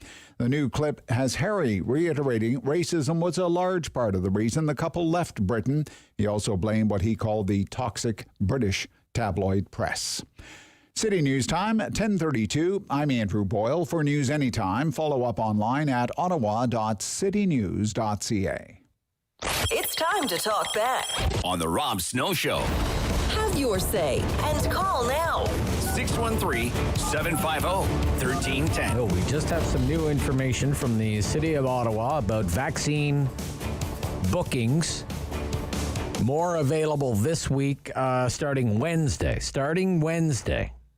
Okay, starting Wednesday, March 10th. Now, it says starting today, first of all, it says March 8th, 2021. Bookings will be available for COVID-19 vaccinations for more Ottawa residents today and for more residents starting Wednesday, March 10th. Starting today, Monday, March 8th, residents who were born in or before 1941,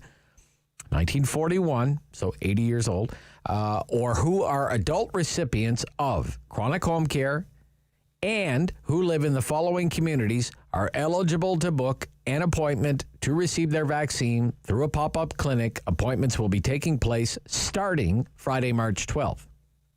This is for people who live in, rhyme off these communities here: Bayshore, Belltown, Carson Groves, Carson Meadows, Greenboro East, Hawthorne Meadows, Hunt Club East, Western Community, Hunt Club Park, Lowertown, Manor Park, Overbrook MacArthur, Parkwood Hills, Sheffield Glen, Stewart Farm, Vanier North, and Vanier South. Pop-up clinics will operate in these locations. Dates and times will be confirmed when you make your appointment. Albion, Hetherington Road Recreation Center, AMA Community Center, Canterbury Recreation Complex, Centre Pauline Charrat, Emerald Plaza Branch, Ottawa Public Library, 1547 Merivale Road, Greenboro Community Center, Ottawa City Hall, Overbrook Community Center, Pat Clark Community Center, Ron Colbus Lakeside Center, Saint Laurent Complex, Sawmill Creek Pool, and Community Center. And then it says residents 90 and older. Starting Wednesday, March 10th, Ottawa residents 90 and older, born in or before 1931, living anywhere in Ottawa, will be able to book an appointment for a COVID-19 vaccination. Appointments will take place starting Friday, March 12th at the Nepean Sportsplex Community Vaccination Clinic. Appointments will take place starting Friday, March 12th at the Nepean Sportsplex Community Vaccination Clinic. Residents 90 and older starting Wednesday, March 10th. So there you go. More information coming in. At Queen's Park right now, the question period just underway. Just hang on here, folks. Here is Premier Ford. First of all, Mr. Speaker, I'd like to wish all the women in Ontario happy International Women's Day. We have some of the greatest women in the world right here in Ontario. Mr. Speaker, I don't believe that the frontline healthcare workers should have to, get their pay deducted. That's my personal opinion. If they're within the hospital, within the healthcare system, everyone else is lined up, they should be able to get a vaccination. And that's the answer to the question. The good news is, Mr. Speaker, we're heading up towards 1 million vaccinations. We have a well-oiled machine. We have the infrastructure set up right across the province. Again, Mr. Speaker, all we're waiting for is the vaccines. As soon as we get those, they're going to be into people's arms, and we continue to lead the country in vaccinations. Thank you. The supplementary question. Thanks, Speaker. Well, the Premier will know that the Employment Standards Act doesn't cover off people taking time off work without losing pay to get a vaccine. We know that the federal program does not cover off the potential loss of pay for workers to leave work to get their vaccine. And I think it's really important that we don't put up barriers or, in fact, that prevent people from getting the vaccine, especially as we know AstraZeneca has a very short shelf life. And so I would ask the Premier, will he agree to making sure people can take time off work to get their vaccine and not lose any pay?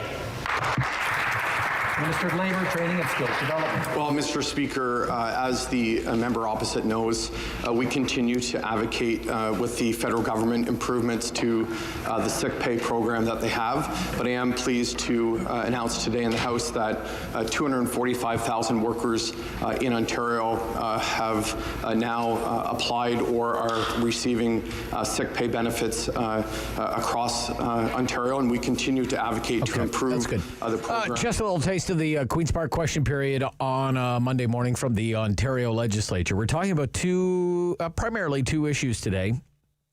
The Conservative Party of Canada, they're now behind the Liberals 7 points, according to the latest poll, which is an Ipsos poll. But they've been trailing the Liberals throughout all of this, despite all sorts of problems in Liberal land. Just wondering what you think is going on there. And the mayor getting heck over the weekend for eating breakfast in a dining room in Dunrobin. And it's not against the rules, but some people are saying, well, it's against the advice from Ottawa Public Health, which is a point many people made on Twitter while they were mobbing Mayor Watson for having bacon and eggs in a restaurant in Dunrobin on the weekend. That the general advice from Ottawa Public Health remains the same. Stay at home as much as possible, avoid social gatherings, limit close contacts to your household. And Eli El Shantiri and Jim Watson are not from the same household. Avoid travel except for essential reasons. Now, I would like to live in a world where bacon and right there with you, but right now it's not. And that's right from the website of Ottawa Public Health this morning. So there are a few ways you could look at this. You could say the mayor's not breaking any rules by going to a restaurant. The restaurant's allowed to open. The mayor's allowed to be in there eating bacon and eggs. And all he was trying to do with his tweet was... You could also make the case that he really didn't follow the health advice from his own chief medical officer of health. Bacon and eggs are not essential. Avoid social gathering. Stay at home as much as possible. Limit close contacts to your household. Right? He was Twitter mobbed for eating bacon and eggs. Good morning, Rob. People are already calling it Bacon Gate, Madeline. It's called Bacon Gate. Yes. I congratulate the mayor. I hope he had a delicious breakfast. Okay. And that he had a second cup of coffee. Oh, okay. If the Pope can go like that for 5 days with 300 people, right, the mayor can go for breakfast. In Dunrobin. Right. Oh, yes. Okay. The people are saying he's setting a bad example. He set a bad example by doing that. That he should be... He lives alone. His mother and father have passed away. That's right. Let him enjoy his breakfast. Let him enjoy some breakfast. Discuss what was going to happen on International Women's Day. All right. Thank you, Madeline. Thank you. Thank you. Okay, and have a second cup of coffee while you're at it, Your Worship. Rob in Ottawa. Good morning, Rob. How are you? Yes, sir. I'm good, sir. Thank you. What do you think of Jim Watson having breakfast in Dunrobin on the weekend? A lot of people care. They say that. Hey, you know what? I didn't get Twitter mobbed. My wife and I went for breakfast at a great restaurant. Shame on you. So, shame on you. Shame on me. I'm not on Twitter, so you can't mob me. Okay. All right. I am tired of everybody gets on social media and just blows it up.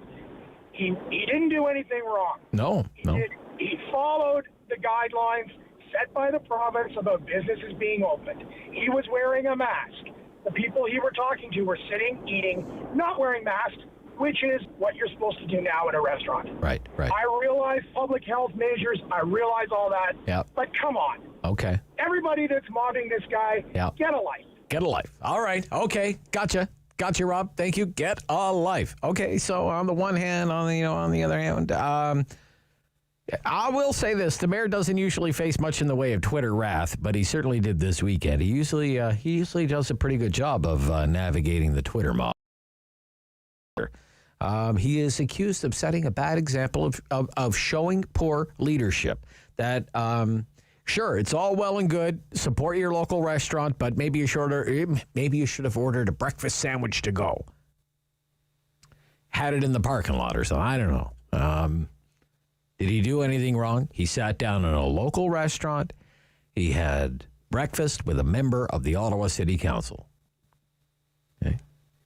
A member of his working inner circle, but not a member of his family or his own household. What do you think about that? 750-1310. And what's wrong with those conservatives? Why can't they get it together? John, South Mountain. John, good morning. Yes, I've been a conservative voter for 50 years. Yeah. I am a member of the Conservative Party. Yeah. I supported them financially. I've withdrawn that, and I'll tell you why. Why? First thing he did, he said, we will abide by this. Number two, he got rid of Sloan, which I disagreed with. Okay. Demoted Polyev, and he now got a highway executive to run his campaign. And they are not getting my vote this time. It's going to People's Party of Canada. I realize they've thrown it away, but he's not getting it. He's not getting. You're gonna throw your vote away on Mad Max's party. That's exactly right. You must really like Justin Trudeau, John. Not right. No. You want another 4 or 5 years of Justin Trudeau, John? Well, I can't vote for Trudeau. I realize I'm giving a vote. I'm going to give a vote for O'Toole. Okay. All right. Right. Okay. Which is a vote for Justin Trudeau. Okay. All right. Okay. Look, I have some thoughts. You could look at it as the polls don't mean anything right now. We're not in an election campaign. Politics in general aren't even top of mind for a lot of people. So what do these polls even mean anyway? People are more concerned about navigating, the pandemic, right? They're wondering when they're going to be vaccinated, what's going on with their jobs, what's going on with their children's school, all the big important things. Another thought that I have is that being the opposition leader is never an easy job. It's all the more difficult now because you don't even command much attention because you really have no power. It's Justin Trudeau, for better or worse, in the spotlight all the time. He's the one that holds the purse strings. He's the person making the announcements about vaccine supplies. He's the one telling Canadians when they're going to get their CERB and how long they're going to get their CERB. He's the one who's been telling them lately, don't worry about taxes. He's the one doing the news conferences at Rideau Cottage with commercial-free media coverage, dodging reporters' questions. He's front and center, not Aaron O'Toole, not Jagmeet Singh for that matter.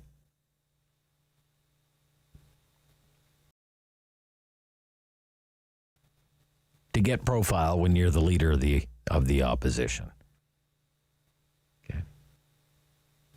There's also the idea that people don't really know what Aaron O'Toole stands for. What would he be doing right now that's all that different than what the Trudeau government is doing? So maybe a lot of voters are thinking, I'm just going to stick with the devil I know. Aaron O'Toole ran in the Conservative leadership race saying he was true blue to get as much down ballot support as he could from Leslie Lewis. He was portraying Peter MacKay as all red and wishy-washy, and it worked. And then right after the election campaign for the leadership was wrapped up, this true blue leopard went ahead and changed his spots. And some people are rightly thinking, well, that's not what you were saying a few months ago when you were covering the votes of the more socially conservative party faithful. I mean, talk of a carbon tax now, for crying out loud. Like, who are you and what have you done with the real true blue Aaron O'Toole? What is wrong with these conservatives? 28% in the poll, 7 points behind the Liberals, and people like John want to keep electing Justin Trudeau. Dave, go ahead, Dave. Yes, thank you, Rob. Yeah. First of all, I want to agree with Dina that it's a matter of visibility. And as you pointed out, Trudeau's got his platform every time he steps out on the steps of Rideau Cottage there. Yeah. And, if, as you pointed out, that Aaron O'Toole doesn't answer the calls, and let's not even use his name. Let's use any leader of the Conservative Party should be out there calling you and saying, hey, listen, this is a big, important issue. Did you need to consult with me or any of my party members? And put himself out there. It's almost like the old saying that any publicity is good publicity. Get your face and your name and some ideas out there. Yep. If you don't get them out there, they won't be debated. They won't be discussed for better or for worse. Yeah. And that's good what points he all. has to do. Good points all. Now, just quickly to the mayor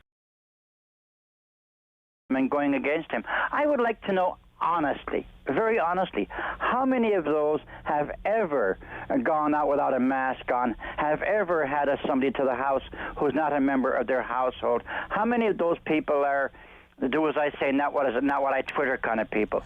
Okay, good point, Dave. Thank you. Good question. Okay. Thank you. Be right back. Final quarter. Rob Snow Show, City News.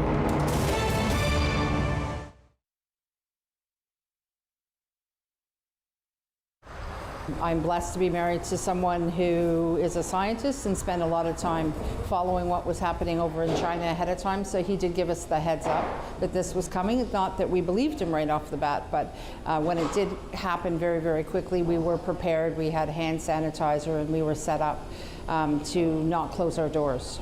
So we locked the kitchen down at Wellington Street, but we left this kitchen open. We put in protocols immediately. We only allowed our very small crew of 4 or 5 people at the time.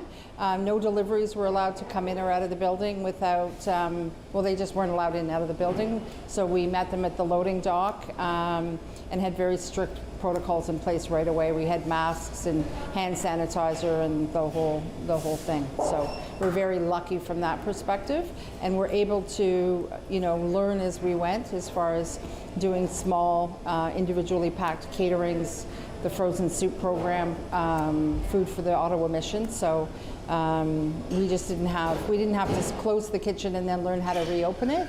We just were able to modify and shift as we needed to.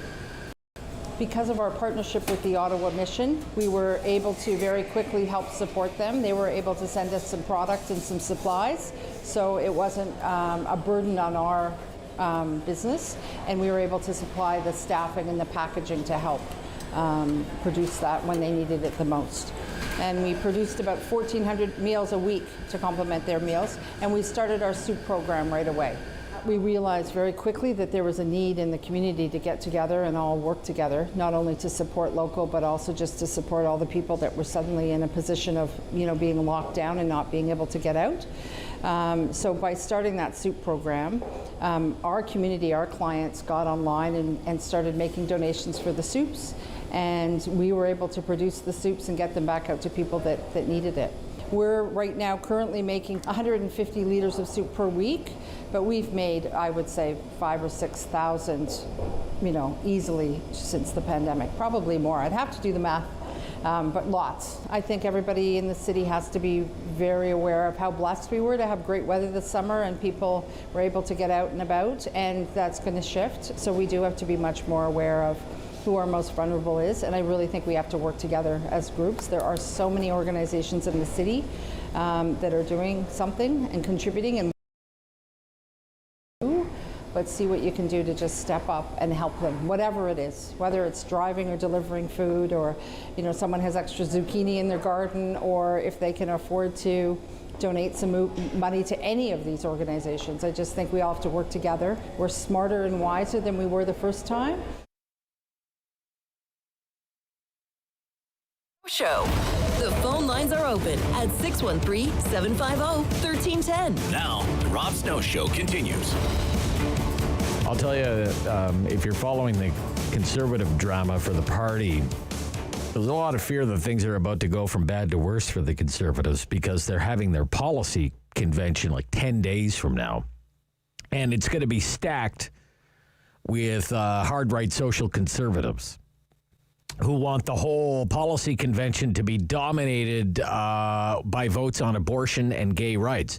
I'm telling you right now, nothing would be a bigger gift to the Liberals than that. And it's very much in the cards 10 days from now.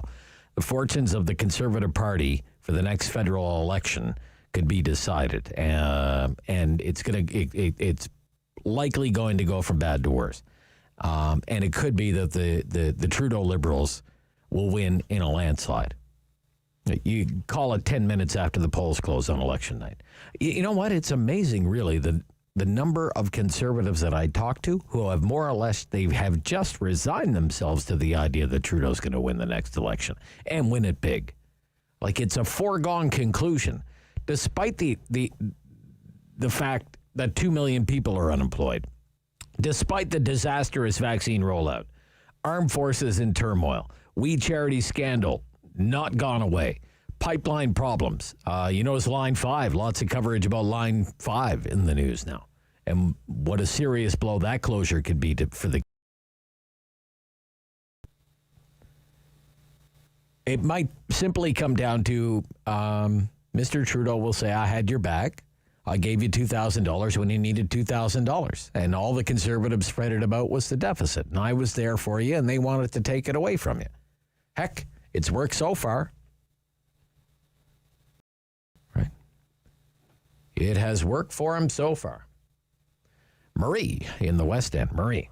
Good morning, Rob. Yes, Marie. Yeah, it's pretty rough for us. It's rough right now. Yeah, sure. Yeah, it's rough for us. It's really rough. Now, we are having a virtual conversation per se tonight. I'm hoping I'm going to be able to get on and say, like, what in the hell are we doing here, you know?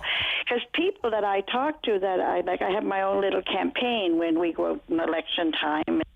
And, you know, I'm having a hard time holding them together, for heaven's sake, you know. Not that they probably won't vote Conservative, but they're so disillusioned.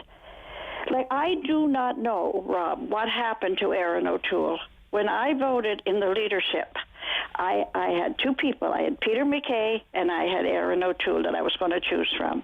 And I went with Erin because I thought Peter, you know, he was from the old school and he had a few little baggage, not much, but some. Yes. Let's start fresh. Yeah.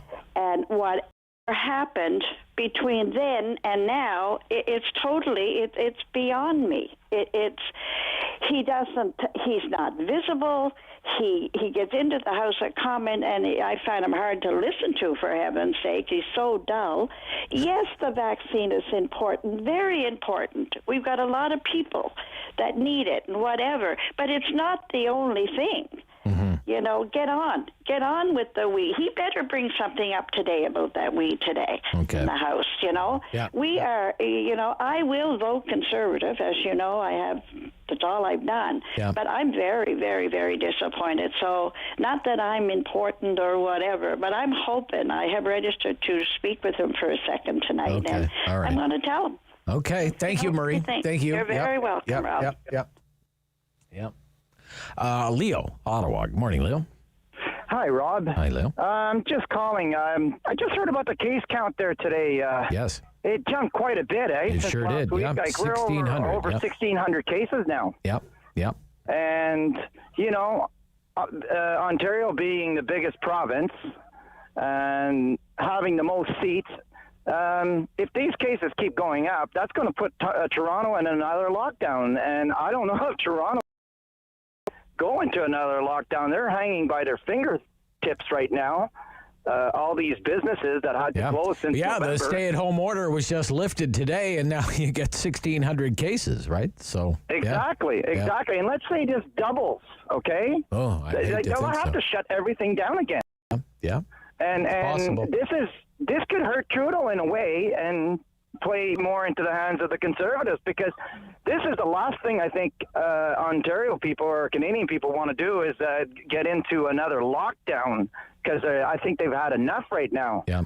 You know? Yeah. Good points, Leo. Yeah. This could change the whole scenario of this the third wave, the polls and all that. The third wave could be a game changer. Third major wave until like possibly late spring and maybe early summer. Yeah, maybe you're right, Leo. Thank you for your call, sir.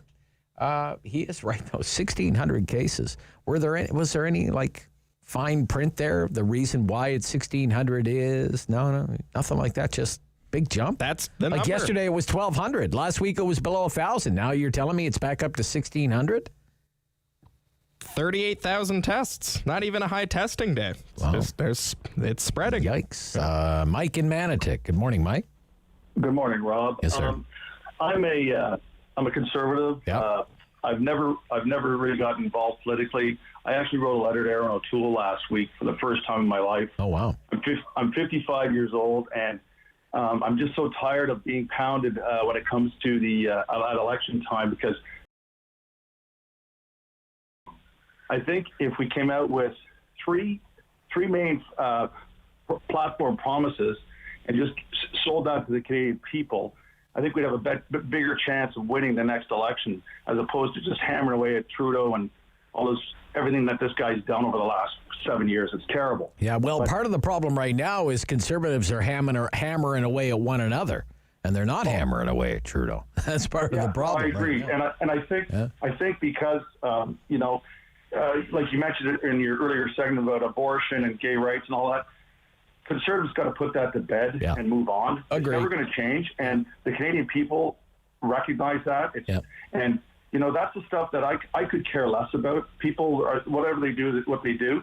It's about the economy and jobs, and I mean what we're going to leave for our grandchildren. Sure. And the three things that I wanted to say was, if they in their platform, if they did something about long-term care, made it a platform in their next election to fund it and let the provinces manage it. Yeah. If they looked up their long-term care, if they did something for the millennial kids, for first-time home buyers. Housing, housing affordability, sure. Yeah. And they could do that through RSPs, adult parents' RIFs. Very quickly, what's your last one? And the third one is our pipelines. And good. They got to have the green part of the pipeline, but the other thing is to sell the Canadian people that they would pay down the debt with money made from gas being sold overseas. Yeah, okay. All right. I got to run, Mike. That's interesting ideas that you have there. Thank you. That's it. It turned into a very busy talkback hour this morning. Thank you for all your calls. Rob Snow Show, back with the final hour on City News right after this.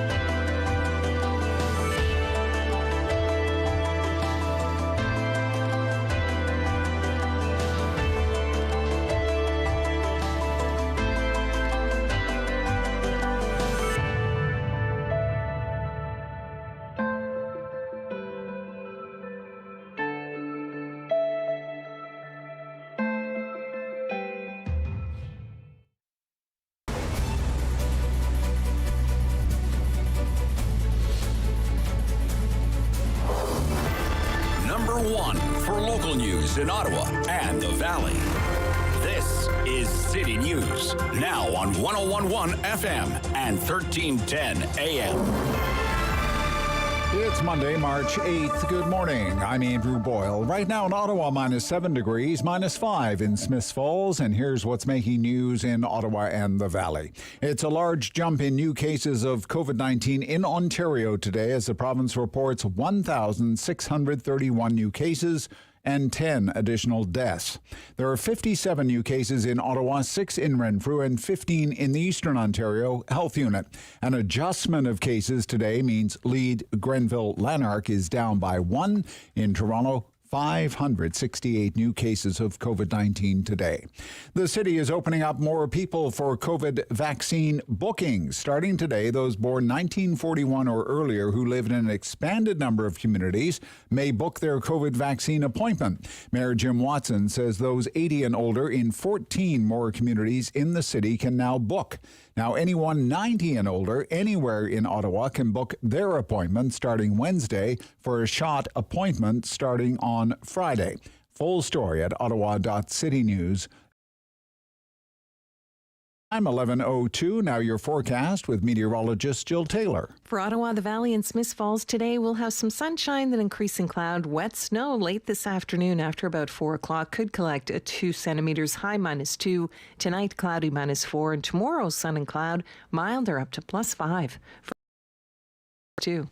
And right now in Ottawa, -7. In Smiths Falls, -5 degrees. The city is likely to end up with more severe COVID-19 restrictions. That's according to a local epidemiologist who says variants could be the cause. We get more from City News reporter Chris Curries. The variants right on pandemic schedule, and at one point in the near future, Dr. Doug Manuel expects them to account for at least 95% of COVID-19 cases. Given that, I think we're going to see quite a bit of pressure moving us up into the red zone. Maybe higher. Manuel's a research scientist and epidemiologist at uOttawa and says this could be for about 2 months where the V's battle it out, vaccines versus variants, with extra restrictions likely the result during what he calls now a whole new pandemic. On the flip side, he does tell City News Ottawa has done a terrific job fighting the virus and that he's optimistic for the summer. Chris Curries, City News. During the mayor's breakfast today, International Women's Day was the focus, with the top doctor in the city, Vera Etches, using the opportunity to talk about the toll the pandemic is taking not only on people but on herself. Medical Officer of Health, Dr. Vera Etches says we can't get through the pandemic alone, but in order to help others, we need to take care of ourselves first. She encourages there will be an end in sight and suggests folks block time out for family dinner or exercise, for example. During a one-on-one with Mayor Jim Watson, Dr. Etches explains she's grateful for the public's role in fighting COVID-19. I really want to thank everyone in Ottawa who's been doing the hard work of keeping that distance. It has taken a toll, but we know we will get through. The doctor adds the pandemic is also taking a toll on parents. As a mom of 2, she says she isn't her best self when tired and is reminding of the importance of self-care. Alex Gouge, City News. And I'm Andrew Boyle. For news anytime, follow up online at ottawa.citynews.ca. Strong voice. Strong opinions. The Rob Snow Show returns on Rogers TV and City News. 101.1 FM and 1310 AM. Geoffrey Johnston is back from the Kingston Whig-Standard, columnist on international affairs. Good morning. Morning, Rob. Yeah, it's great to hear from you, Geoffrey. Thank you for taking the time. Your latest is about President Biden, and you wonder, can he restore U.S. soft power? What is, first of all, for the uninitiated, what is soft power? Good question. So soft power is a concept that was conceptualized by American political scientist Joseph Nye, and he also served in the Clinton administration as a senior defense official. Back when I was in graduate school, I read a book called Power and Interdependence by Joseph Nye and another guy, Robert Cohane, and that was all about how there's more to the international system than just hard power. Well, Joseph Nye on his own later refined the the concept of soft power. Soft power is basically the ability to get what you want in the international system by the attractiveness of your values.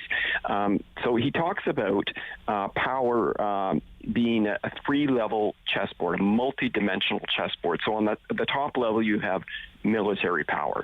On the second level, you have economic power. And then on the third level, you have this soft power, the attractiveness of your foreign policy, of your culture and your values. And countries that are very parochial and don't have values that translate into the rest of the world tend not to have much soft power. So a country like Russia, it's very inward looking, and you don't see other countries saying, gee, I want to be like Russia.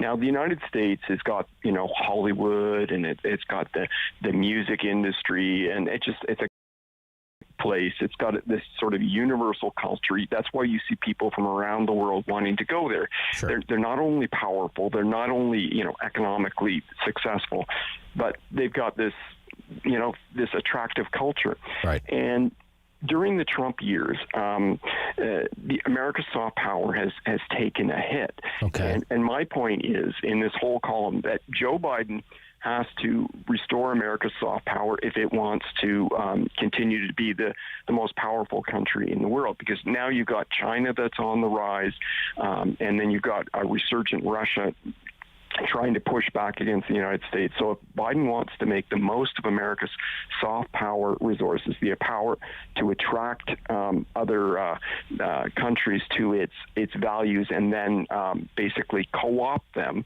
into wanting what the United States wants, that's how you actually make a country more powerful in this modern age. So that's basically. So how does he go about doing that? How does he go about doing that? Well, the first thing is.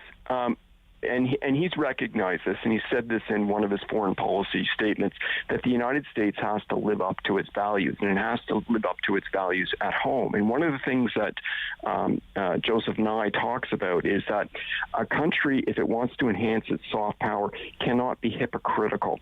So if a country espouses, ideals of equality and democracy, it then cannot turn around and oppress a group at home or deny them democratic rights. And so this was one of the problems during the Trump years. It really appeared that America was not living up to its values. America has always been known as, a beacon of democracy and a refuge for newcomers in the world. Yeah. And then the shining city on the hill. The shining city on the hill. And so when Donald Trump put children in cages at the American southern border, and there were those terrible images beamed around the world, America's reputation and soft power took a real hit. So one of Biden's big things is to reform the DACA program. That's the Dreamers program that allows children who are brought to the United States illegally, but they didn't know that they were illegally, and they grew up thinking that they were actually citizens when they found out that their parents, actually weren't citizens. So he's going to normalize that and find a place for them, a path to citizenship in the United States. So that will boost American soft power, a more humane immigration and migration strategy. On the downside, Joe Biden has already squandered golden opportunities to enhance America's soft power in the post-Trump era. Okay. And I think the one is his response to Saudi Arabia's killing of Washington Post columnist Jamal Khashoggi. Biden, during the campaign, said he would hold the Saudi Crown Prince Mohammed bin Salman, MBS, responsible, accountable, because Biden recently released a classified intelligence report that says that MBS was the one responsible for the killing, that he was in on it, he planned it. Well, the Biden administration sanctioned 76 Saudi individuals for being involved in that killing and also intimidating dissidents around the world. But they didn't sanction MBS at all. They did not target him. They didn't put an asset freeze in place. They didn't put a travel ban on it. They didn't apply the Global Magnitsky Act react to MBS. And this has brought a lot of criticism from different sources. For example, Bill Browder, who is the campaign chair of the Magnitsky Justice Campaign, he said he expected better of Biden. Human Rights Watch and a bunch of other human rights organizations are very critical of the Biden administration, saying MBS and Saudi Arabia must be held to account for this. So when he didn't hold MBS to account, he squandered it. The other area that he squandered. It's kind of like that, it's kind of like that old line, they're in foreign policy, there are no friends, no enemies, only interests, right? And it seems the interests under the Biden administration when it comes to Saudi Arabia are the very same as they were under the Trump administration, quite frankly. Yeah, and it looks to me that Biden is taking a very realpolitik view of the world, and that's more like the foreign policy of Richard Nixon than it is. Kissinger. Kissinger. Now, Kissinger talked about this in one of his books on China, and he talked about the clash between human rights and power politics, and he said that basically you have to put power ahead of everything else. But what that misses in the 21st century is that power is becoming more diffuse in the international system. And the United States, although certainly the most powerful country of all time, is now facing real challenges from other countries like China. China's economy is nipping at the heels of the United States, and China in the next 20 to 30 years could surpass the United States in terms of economic power. And so what the Chinese don't have is soft power, because they're really ham-fisted in all of this. China's not making any friends in Africa. They have this Belt and Road Initiative, which is basically trying to set up this global trading system. But in doing so, they're basically putting African countries whom they loan money to into economic slavery. So this is a real opportunity for the United States. But Biden is blowing the chance to gain ground on China in Africa by refusing to give vaccine assistance to the rest of the world. So last week, the Mexican president and the American president had a virtual bilateral summit, and the Mexican president asked Biden for vaccine assistance, because, as we all know, Mexico has been really hit very hard. Yeah. But the White House is saying that, no, we're going to vaccinate all Americans first before we help Mexico. Well, this is exactly America first. Sounds a lot like America first, right? It's America first. Once again. So, I mean, Geoffrey, if I could just jump in there, because you in the past about Trudeau's government taking heat about what I've called raiding the COVAX cupboard, right? The United States is not even in COVAX, right?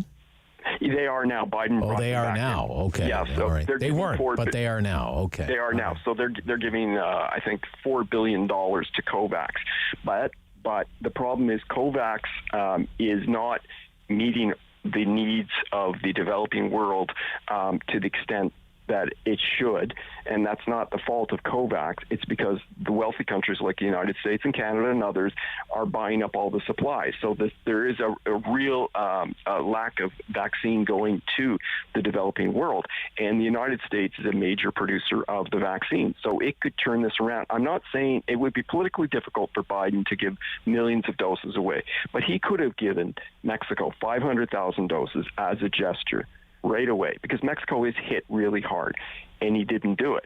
And on the flip side is now you have China and Russia offering to supply the developing world with their vaccines. Now, it's not clear that they're producing enough to really make a difference, but the fact that they're even saying that they're going to do that and export it puts them ahead of the United States in the world. And you go back to the days of the George W. Bush administration. Bush was very unpopular because of the invasion of Iraq, and that hurt American soft power. But Bush enhanced America's reputation in Africa when he stepped forward and increased international development assistance to Africa, but also made it a top priority to supply antiretroviral drugs to combat HIV/AIDS. And Bush did more for Africa than any American president ever. And that was not forgotten, and that actually enhanced America's influence in Africa. And it's rather surprising that Joe Biden, who talked such a good game, during the administration is squandering this opportunity. And as I say in the column to the Kingston Whig-Standard, it's not enough for Biden to appear to be a nice guy and refrain from attacking people on Twitter. He's got to reestablish that America is a moral leader, and he needs to do this in word and deed. Because as Joseph Nye says in his book, Soft Power, which came out in 2004, it's not enough to preach at people. It's much better to show people who you are by your actions and by your symbols. And Biden's got to do that now. Very interesting, Geoffrey. Thank you so much for this week. Thank you. Yeah, from the Kingston Whig-Standard international affairs columnist Geoffrey Johnston, from the Ottawa Business Journal, David Sali. What's been coming right up on City News.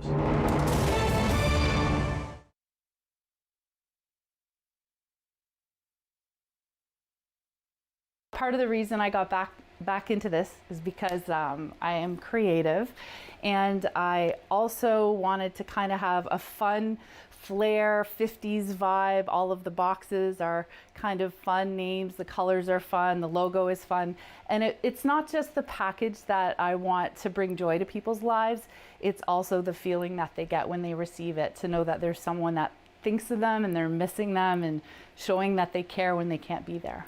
The smallest of the subscription boxes is the red box, the classical box. So you would get 5 to 7 items from the variety of categories. Those do change quarterly.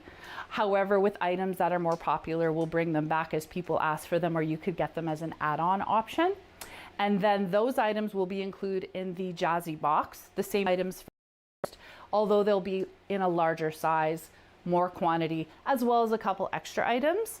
And then in the largest box, the Doo-Wop Deluxe, which is our most popular, that is a comprehensive offering of all of the other 2 boxes, plus additional.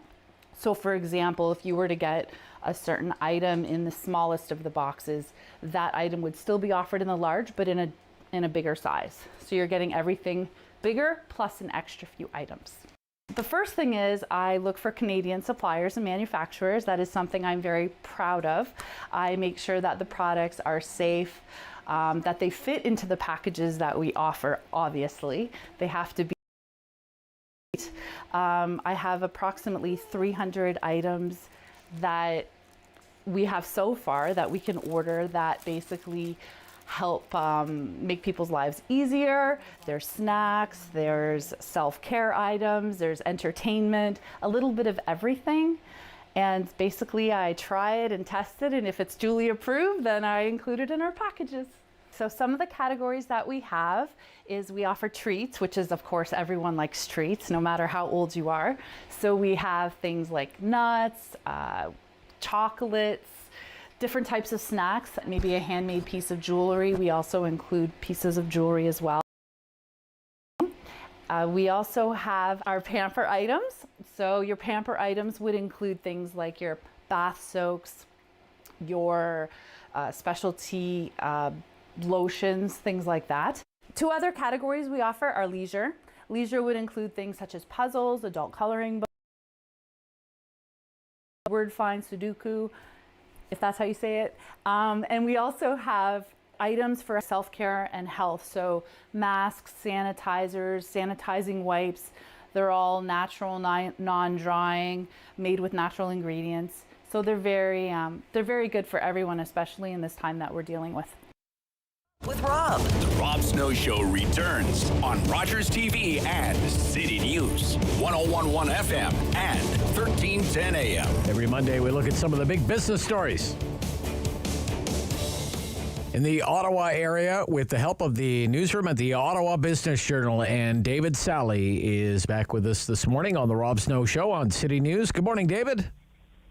Good morning, Rob. Well, I'm very jealous of you because you scored an interview with the CEO of the Ottawa Airport Authority, and you scooped me because we're hoping to get Mark LaRoche on our show. I think he's might be coming on tomorrow, so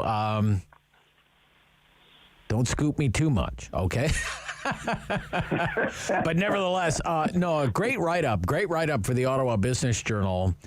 Why don't we just kind of start with the dollars and cents? I mean, just financially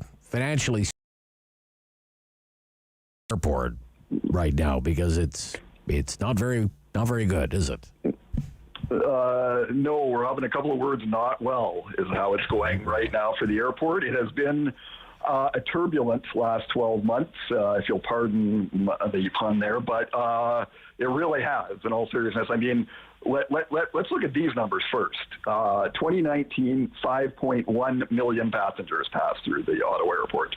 Last year, 1.4 million passengers passed through the Ottawa airport. Wow. Projections for 2021, about 1 million passengers. Rob, you don't have to be an economics major to know that chart is going in the wrong direction.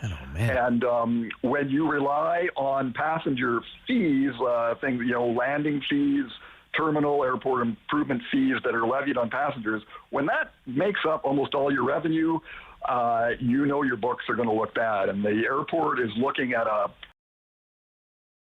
Mark LaRoche a few weeks ago was looking at about a $70 million shortfall for this year. And how do they get them? They have to borrow it, and they're a nonprofit organization, so they really they're in tough right now, Rob. So they're looking for help. Let's put it that way.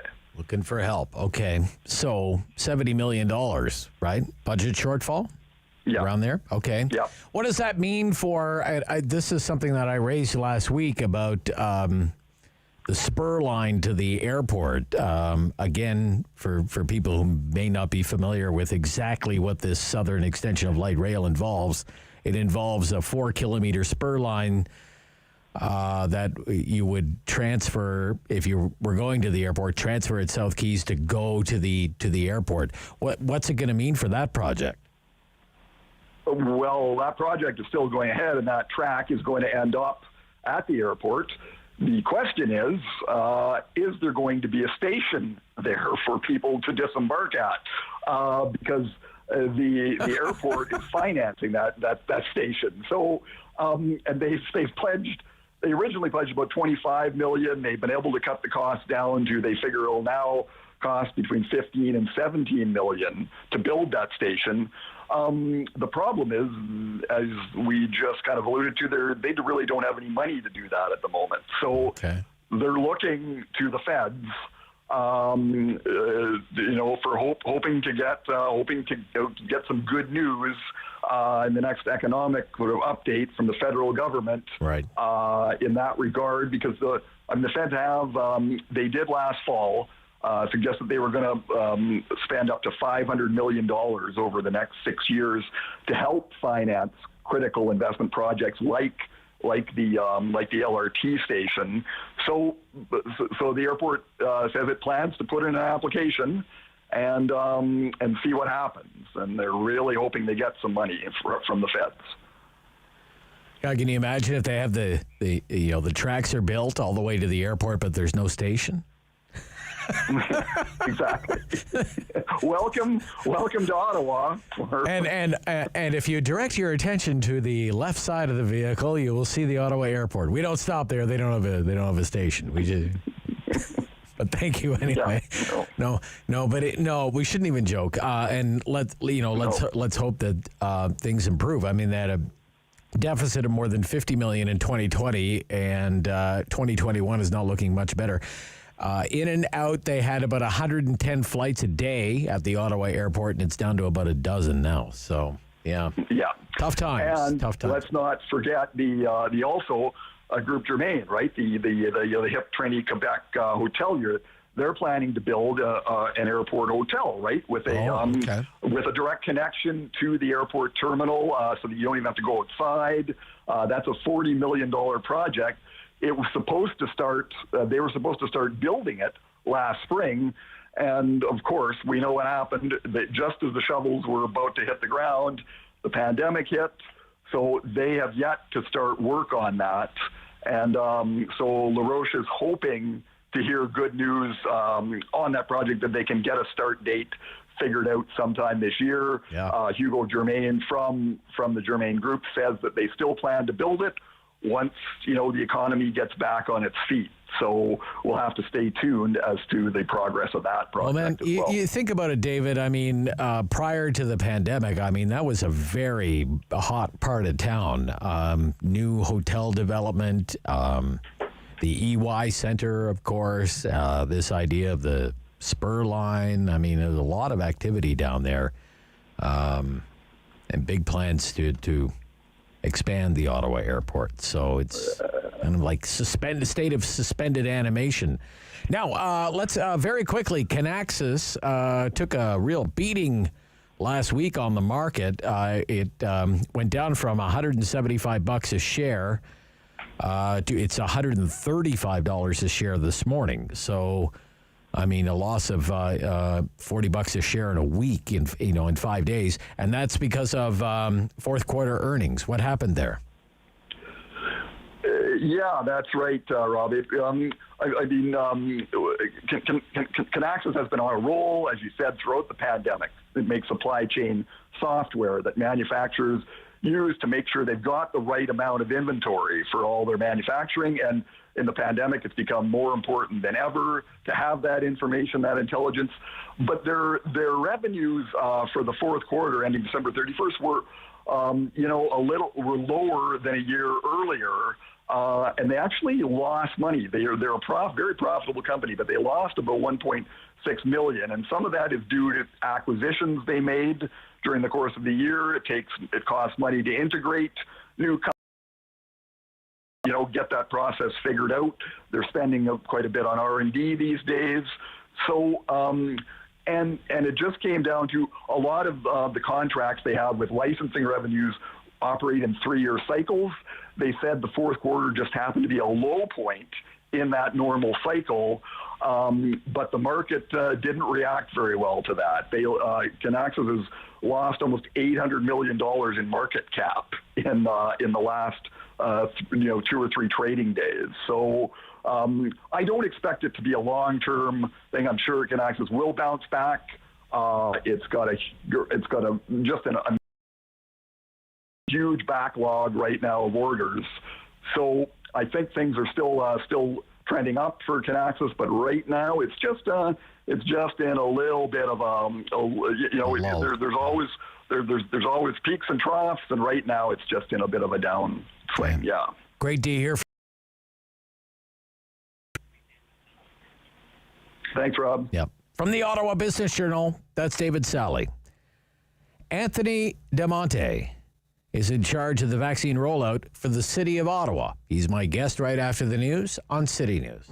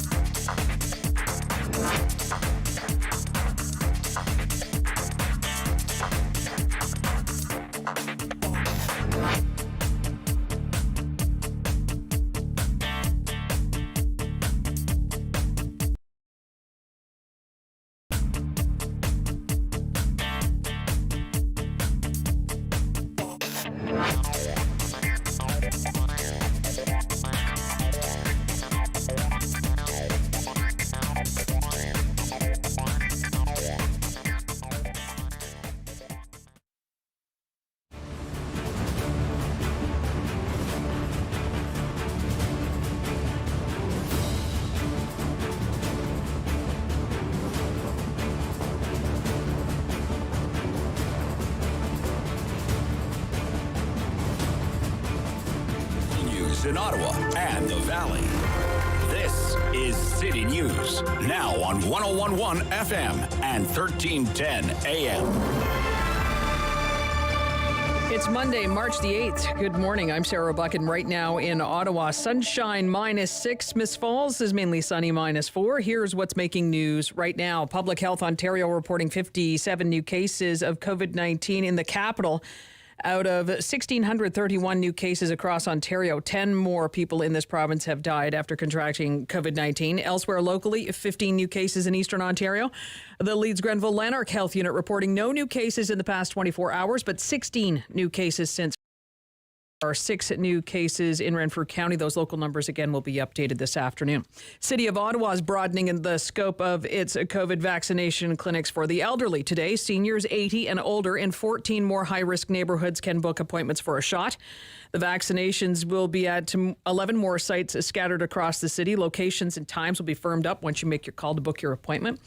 And Ottawa residents over the age of 90 and living anywhere in the city can start on Wednesday to book appointments for a Friday shot that will be at the Nepean Sportsplex. That's the first of 7 mass vaccination sites that will open across the capital. There's more details up on our news site, ottawa.citynews.ca.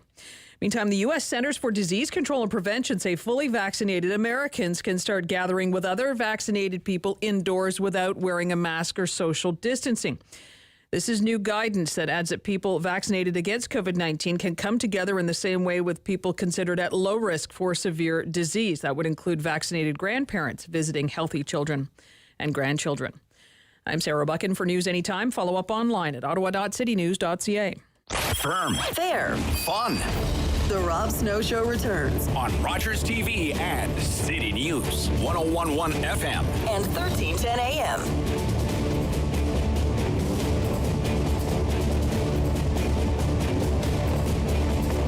Anthony DeMonte is the City of Ottawa's General Manager of Emergency and Protective Services, and he joins me this morning to talk about the local vaccination rollout. Mr. DeMonte, good morning.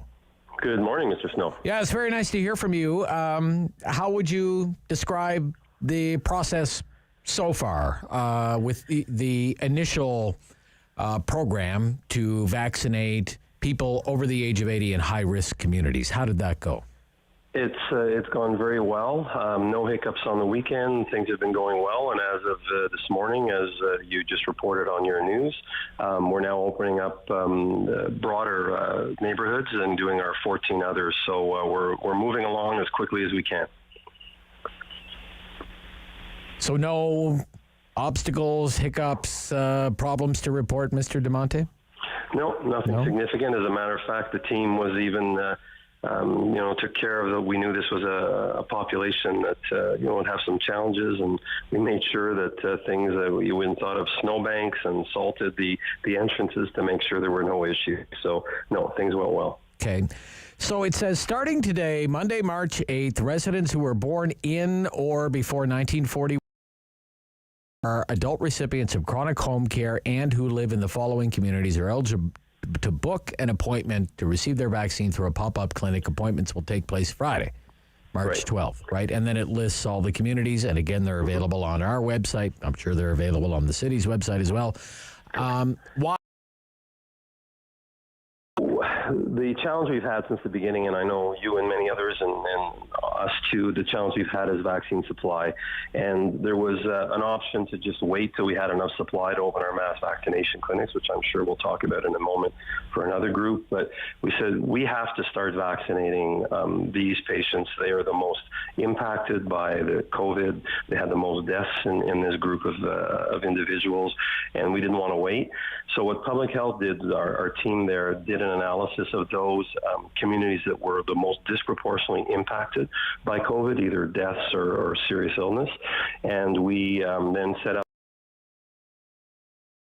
those populations with the limited vaccine that we had. So that's why these are the identified neighborhoods and this group of individuals. Yeah. Do you expect the city to continue working along these lines? As using these parameters, sir? Yeah, as long as vaccine we're going to use the public health and the science behind that to target those that have been most impacted, to have the most impact and save the most lives that we can. But things seem to be getting better. We think we will get to a place where we'll have enough vaccine to truly open up all our mass vaccination clinics and then start working our way down. It'll be priority health groups that have been identified by the province, but that'll continue down the path. Okay. So then your statement, outlines where the pop-up clinics will be operating. Again, they're on our website, ottawa.citynews.ca. I'm sure you can also find them at ottawa.ca. But then it says residents 90 years and older. Right. Okay. First of all, how many people in Ottawa are 90 years and older? Do you have? You must have an idea. The estimate is we're about 12,000 that are in that group that would be targeted, that are at home and care, and we've done retirement homes, and some of that population is there. But another 10 to 12,000 that are out in the community living autonomously in their homes or other situations. So we want to get to them, right? They're another important group, and so this is our first mass vaccination clinic that we're opening up. The reason we're doing it is twofold. One, we feel we have enough vaccine to do that number. And secondly, we want to get one of our mass vaccination centers opened up and open it up just to this group. So, we'll be able to pay more particular attention, and they won't be coming to a mass vaccination center. But in the future, we'll probably be very busy with a lot of people, so we can spend more time with them and be, more attentive, I guess, to their needs as they arrive at this center. Okay. About 12,000, you said? Correct, in that neighborhood. Okay, for 90 years and older. Mm-hmm. How long do you think it'll take to vaccinate 12,000 people? It won't take long if we turn the switch on. I think within a couple of weeks that should be completely done. Okay. Yeah. Okay. Yeah. The Nepean Sportsplex. Why the Nepean Sportsplex? It's one of 7. So on our broader plan, we have 7 mass vaccination sites that we're going to open up, as well as, the Queensway Carleton Hospital should be opening up soon. And as you know, the Civic has been running a mass vaccination site as well, too. So, and all 7, including the Nepean Sportsplex, have been identified that meet the needs of, large sites where we can, you'll see when you get to one of those sites how complex the operation is, access. You got to register, then you're met with a health professional, then you're given your vaccine, and you got to wait 15. So all these sections with appropriate physical distancing are set up, and they're set up from east to west to the central and south, as well as we've got our mobile clinics that'll be going out to our rural communities, because they won't have these centers. They're just not set up, and the volume won't be there. So we've set something up for them to hit our residents in those communities as well. It says appointments will take place Friday, March 12th at the Nepean Sportsplex Community Vaccination Clinic for 90 years and older. Correct. Right? So if you're 90 years and older, you go to the Nepean Sportsplex? Yeah, which we know is a bit of a challenge, yes. So what if you have mobility issues or whatever? So when you call, the individuals, when they call, we have our team that can help you out. There are a couple of volunteer organizations that are picking people up and bringing them there. The Sportsplex, the site is, mobility friendly, so it's organized for that. But we know that it could be a challenge. Now, there will be, hopefully, very soon, opportunities in all our mass vaccination sites if the products and we hear that our vaccine continues to arrive. I've talked about the 7 sites that we have. I want to open up 4 quite quickly over the next couple of weeks. That's part of my planning. That's part of the team's planning next. So there'll be opportunities for you closer. But for those who wish to come, this site will be opened up for them and them alone. And yes, we understand that it's only one site and it could be some distance. But when you call, you can we have paratranspo. There are volunteer organizations that are picking people up and transporting them to and from the site. So we're offering some options for people. Right. So it starts on Friday for 90 years. Again, I'm just talking about the 90 years and older for now. Nepean Sportsplex. What are the hours? Have you figured that out yet? Or We're depending on the demand and when people call, we're adapting our needs. Normally the hours, will be like we can do from 8 in the morning till 8 or 9 at night. But we think with this group, it'll probably be daytime hours that they'll want, and we're going to adapt those hours based on the calls that we're getting. And people can start registering as of Wednesday, and more information will come.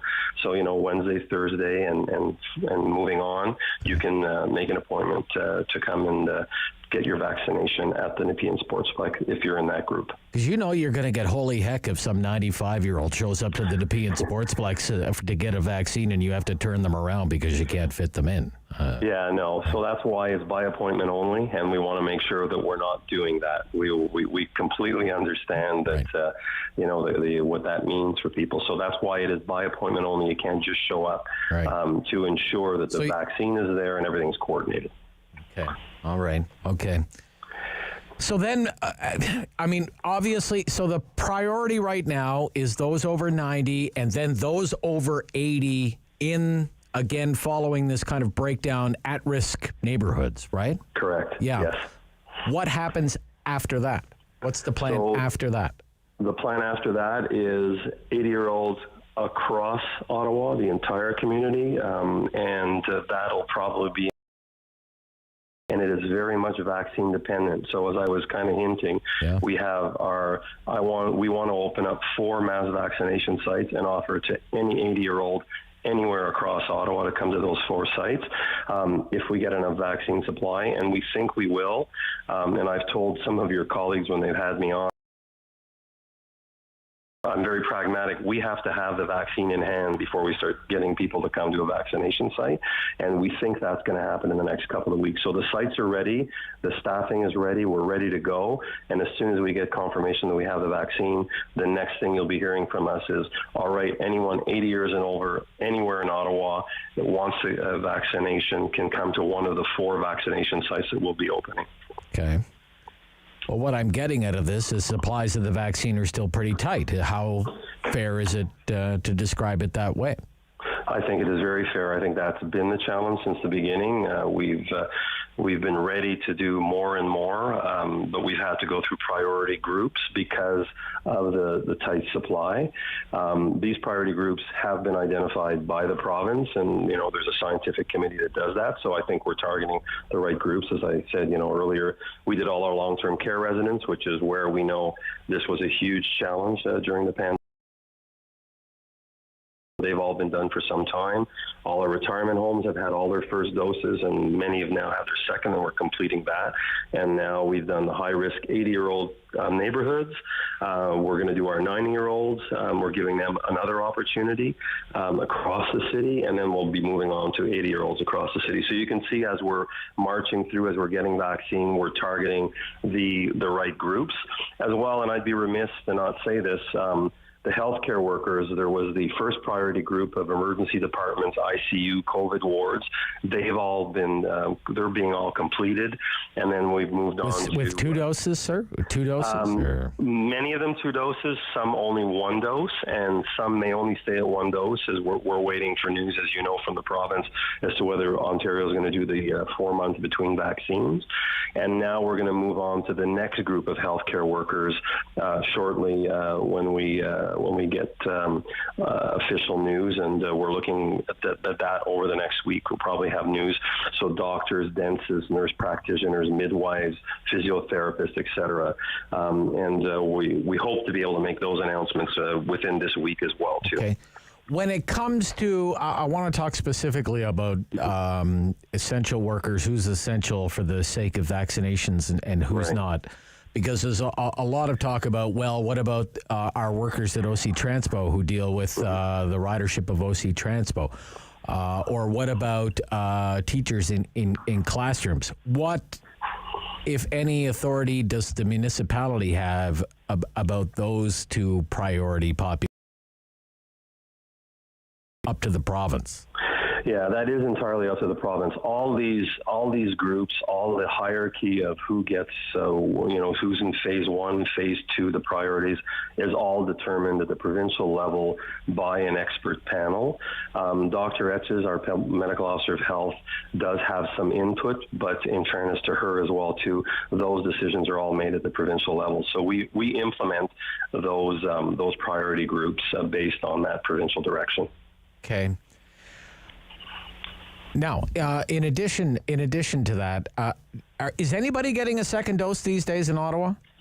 Yes, as it stands now, we're still working on that second dose. So those who got their first doses, like retirement homes right now, we're sending teams out as we speak that are doing retirement second doses.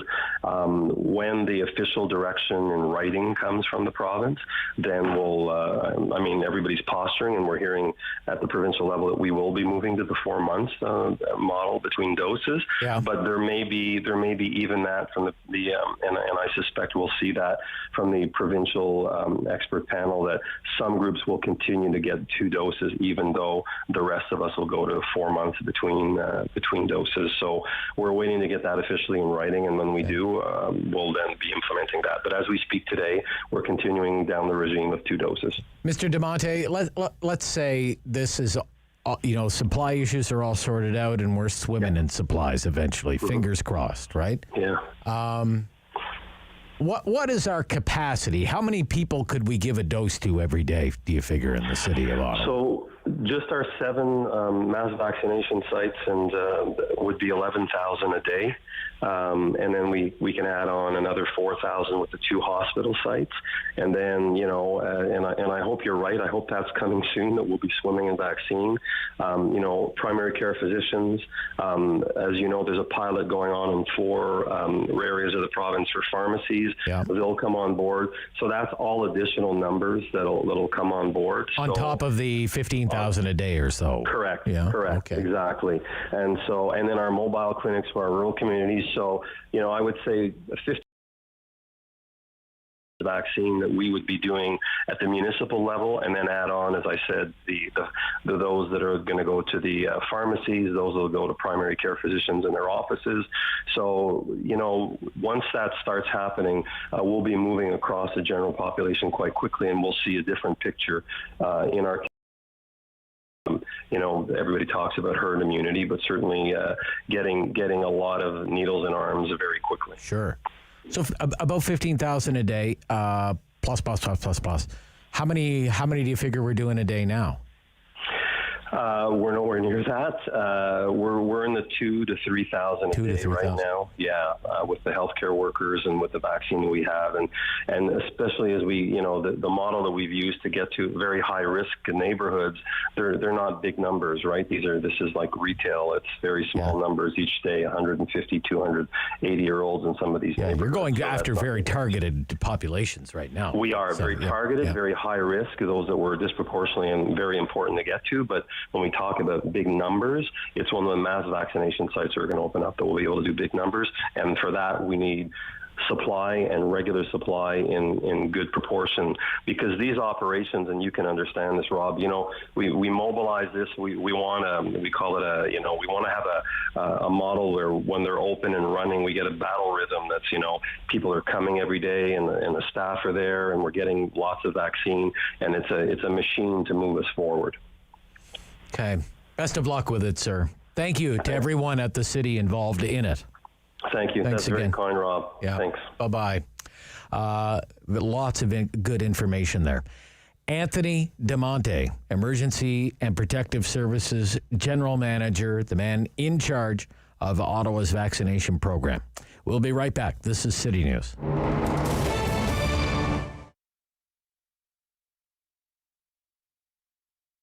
Here at the Thirsty Maiden, we offer a variety of products.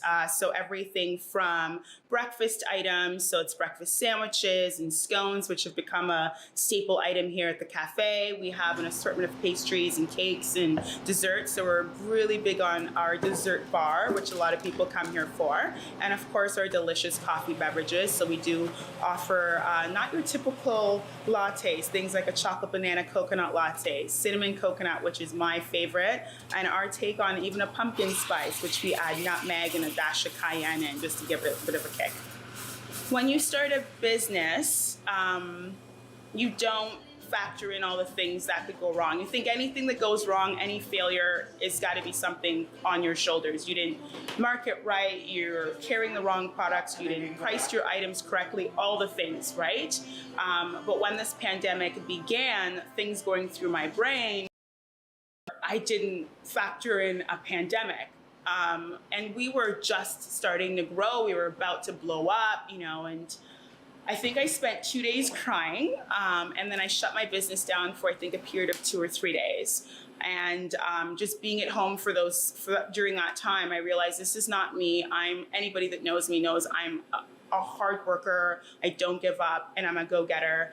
And I started to think, well, I should probably just start clearing out my freezers and posting and seeing who wants to buy what. And that was sort of how I built my momentum back up. I realized that there's still a large number of people that wanted to support us and were looking for the items that I had to provide. So we started there. Then I reopened literally not even 3 or 4 days after I'd closed my doors, and then started doing curbside pickups and deliveries, started doing the deliveries myself, free deliveries to the local community, going as far as Bell's Corners and Carp as well. And that's why we're still here. This community has really kept us going a year into the pandemic. We've had a changeover of staff a couple times now, and situations change, and when you can't offer hours and hours for your employees, you don't blame them when they have to go elsewhere. So I think that's also been one of the challenges is recruiting, training, and then they leave, and then bringing in more people and recruiting, and anybody in this industry will tell you that that's something we deal with on a regular basis, whether or not COVID's in the mix or not, but more so now because every time there's a lockdown, there's a risk of, will we make it through? And then you lay off more staff, and again, their situations and their circumstances change.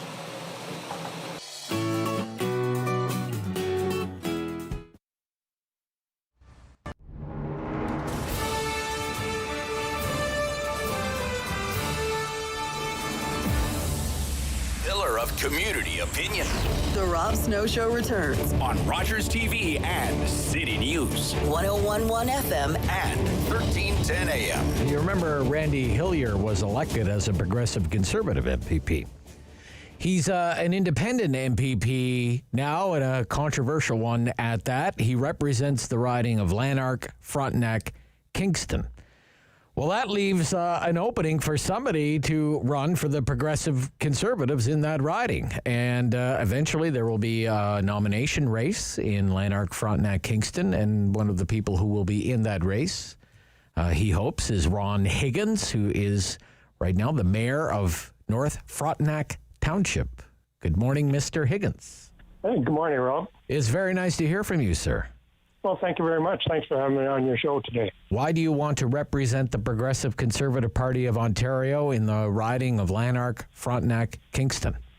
Well, as you mentioned just in the opening remarks there, the candidacy for the PC candidates is open, so it's a good opportunity to step in and have a change of MPPs in this township. Why do you think that is necessary? Well, for many years we've had the Conservatives representing our riding, but it's always been, since I've been here anyway, under a Liberal rule versus Conservative. In the last election, the Conservatives got in, but Randy managed to get kicked out of the caucus, and we were back without an MP in the ruling party. So I just feel it's time for somebody else to step in and have some new blood in the riding. Okay. What do you think you have that Randy Hillier doesn't have? I think I'm going to have more of a focus on the riding itself. I find that, I'm not going to say all politicians, many politicians are in it for the party mantra, and there's quite a few politicians doing a lot for the ridings, but there's also politicians that aren't doing that much for the ridings, and I just think this riding could use more focus on helping with homelessness, economic development, infrastructure grants for the communities within the community itself, mental wellness, things like that. Okay. It sounds like you have a bit of an independent streak in you too, Mr. Higgins. I do have a little bit of an independent streak, but I do work well in teams. If somebody comes to me with facts and information that's more convincing than what I'm presenting, I'm willing to just to meet the other person's stance on things and come to consensus. Yeah. Okay. What do you think? Sorry. Go ahead. What do you think of the way Mr. Hillier has conducted himself? Well, in my campaign, I'm not going to be bad-mouthing any politician. Okay. Each politician has their own views and everything, and I'm not going to slam somebody for them having a view on things. Right. Randy's view on, especially with COVID, I guess in the last year with COVID and things like that, is definitely opposite of my view. Okay. And that's a strong argument for me. Like to me, it's harming the health of the community. It's not helping economic development. It's dividing the community.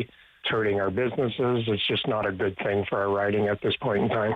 Okay. What is the status of the nomination race right now?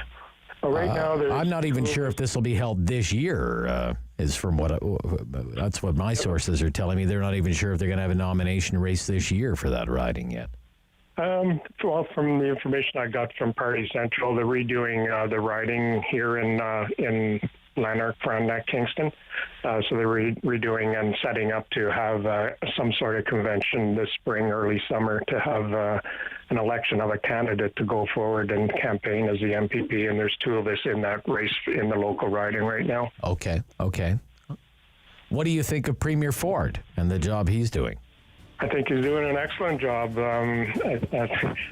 He's pretty straightforward, and a lot of people really can't handle that when he just says it as it is. I'm sort of that way as well, so I get along well with Mr. Ford. Right, okay. Sense beating around the bush. You just say it like it is and get the subject on the table and get a discussion going and reach consensus on how to go forward. Okay. What's it like to be the mayor of North Frontenac? It's great. Yeah. Is that a full-time? That can't be a full-time job, is it? Is that a full-time job? Not normally, but I did make it a full-time job. I get quite immersed in it, and I do a lot of research and analysis. Sure. And I was never in politics before. I ran as mayor, got in as mayor, and our whole council got acclaimed the last election. So everything is good. Our council works really well together. Good. Mr. Higgins, best of luck in that nomination race. Very interesting riding.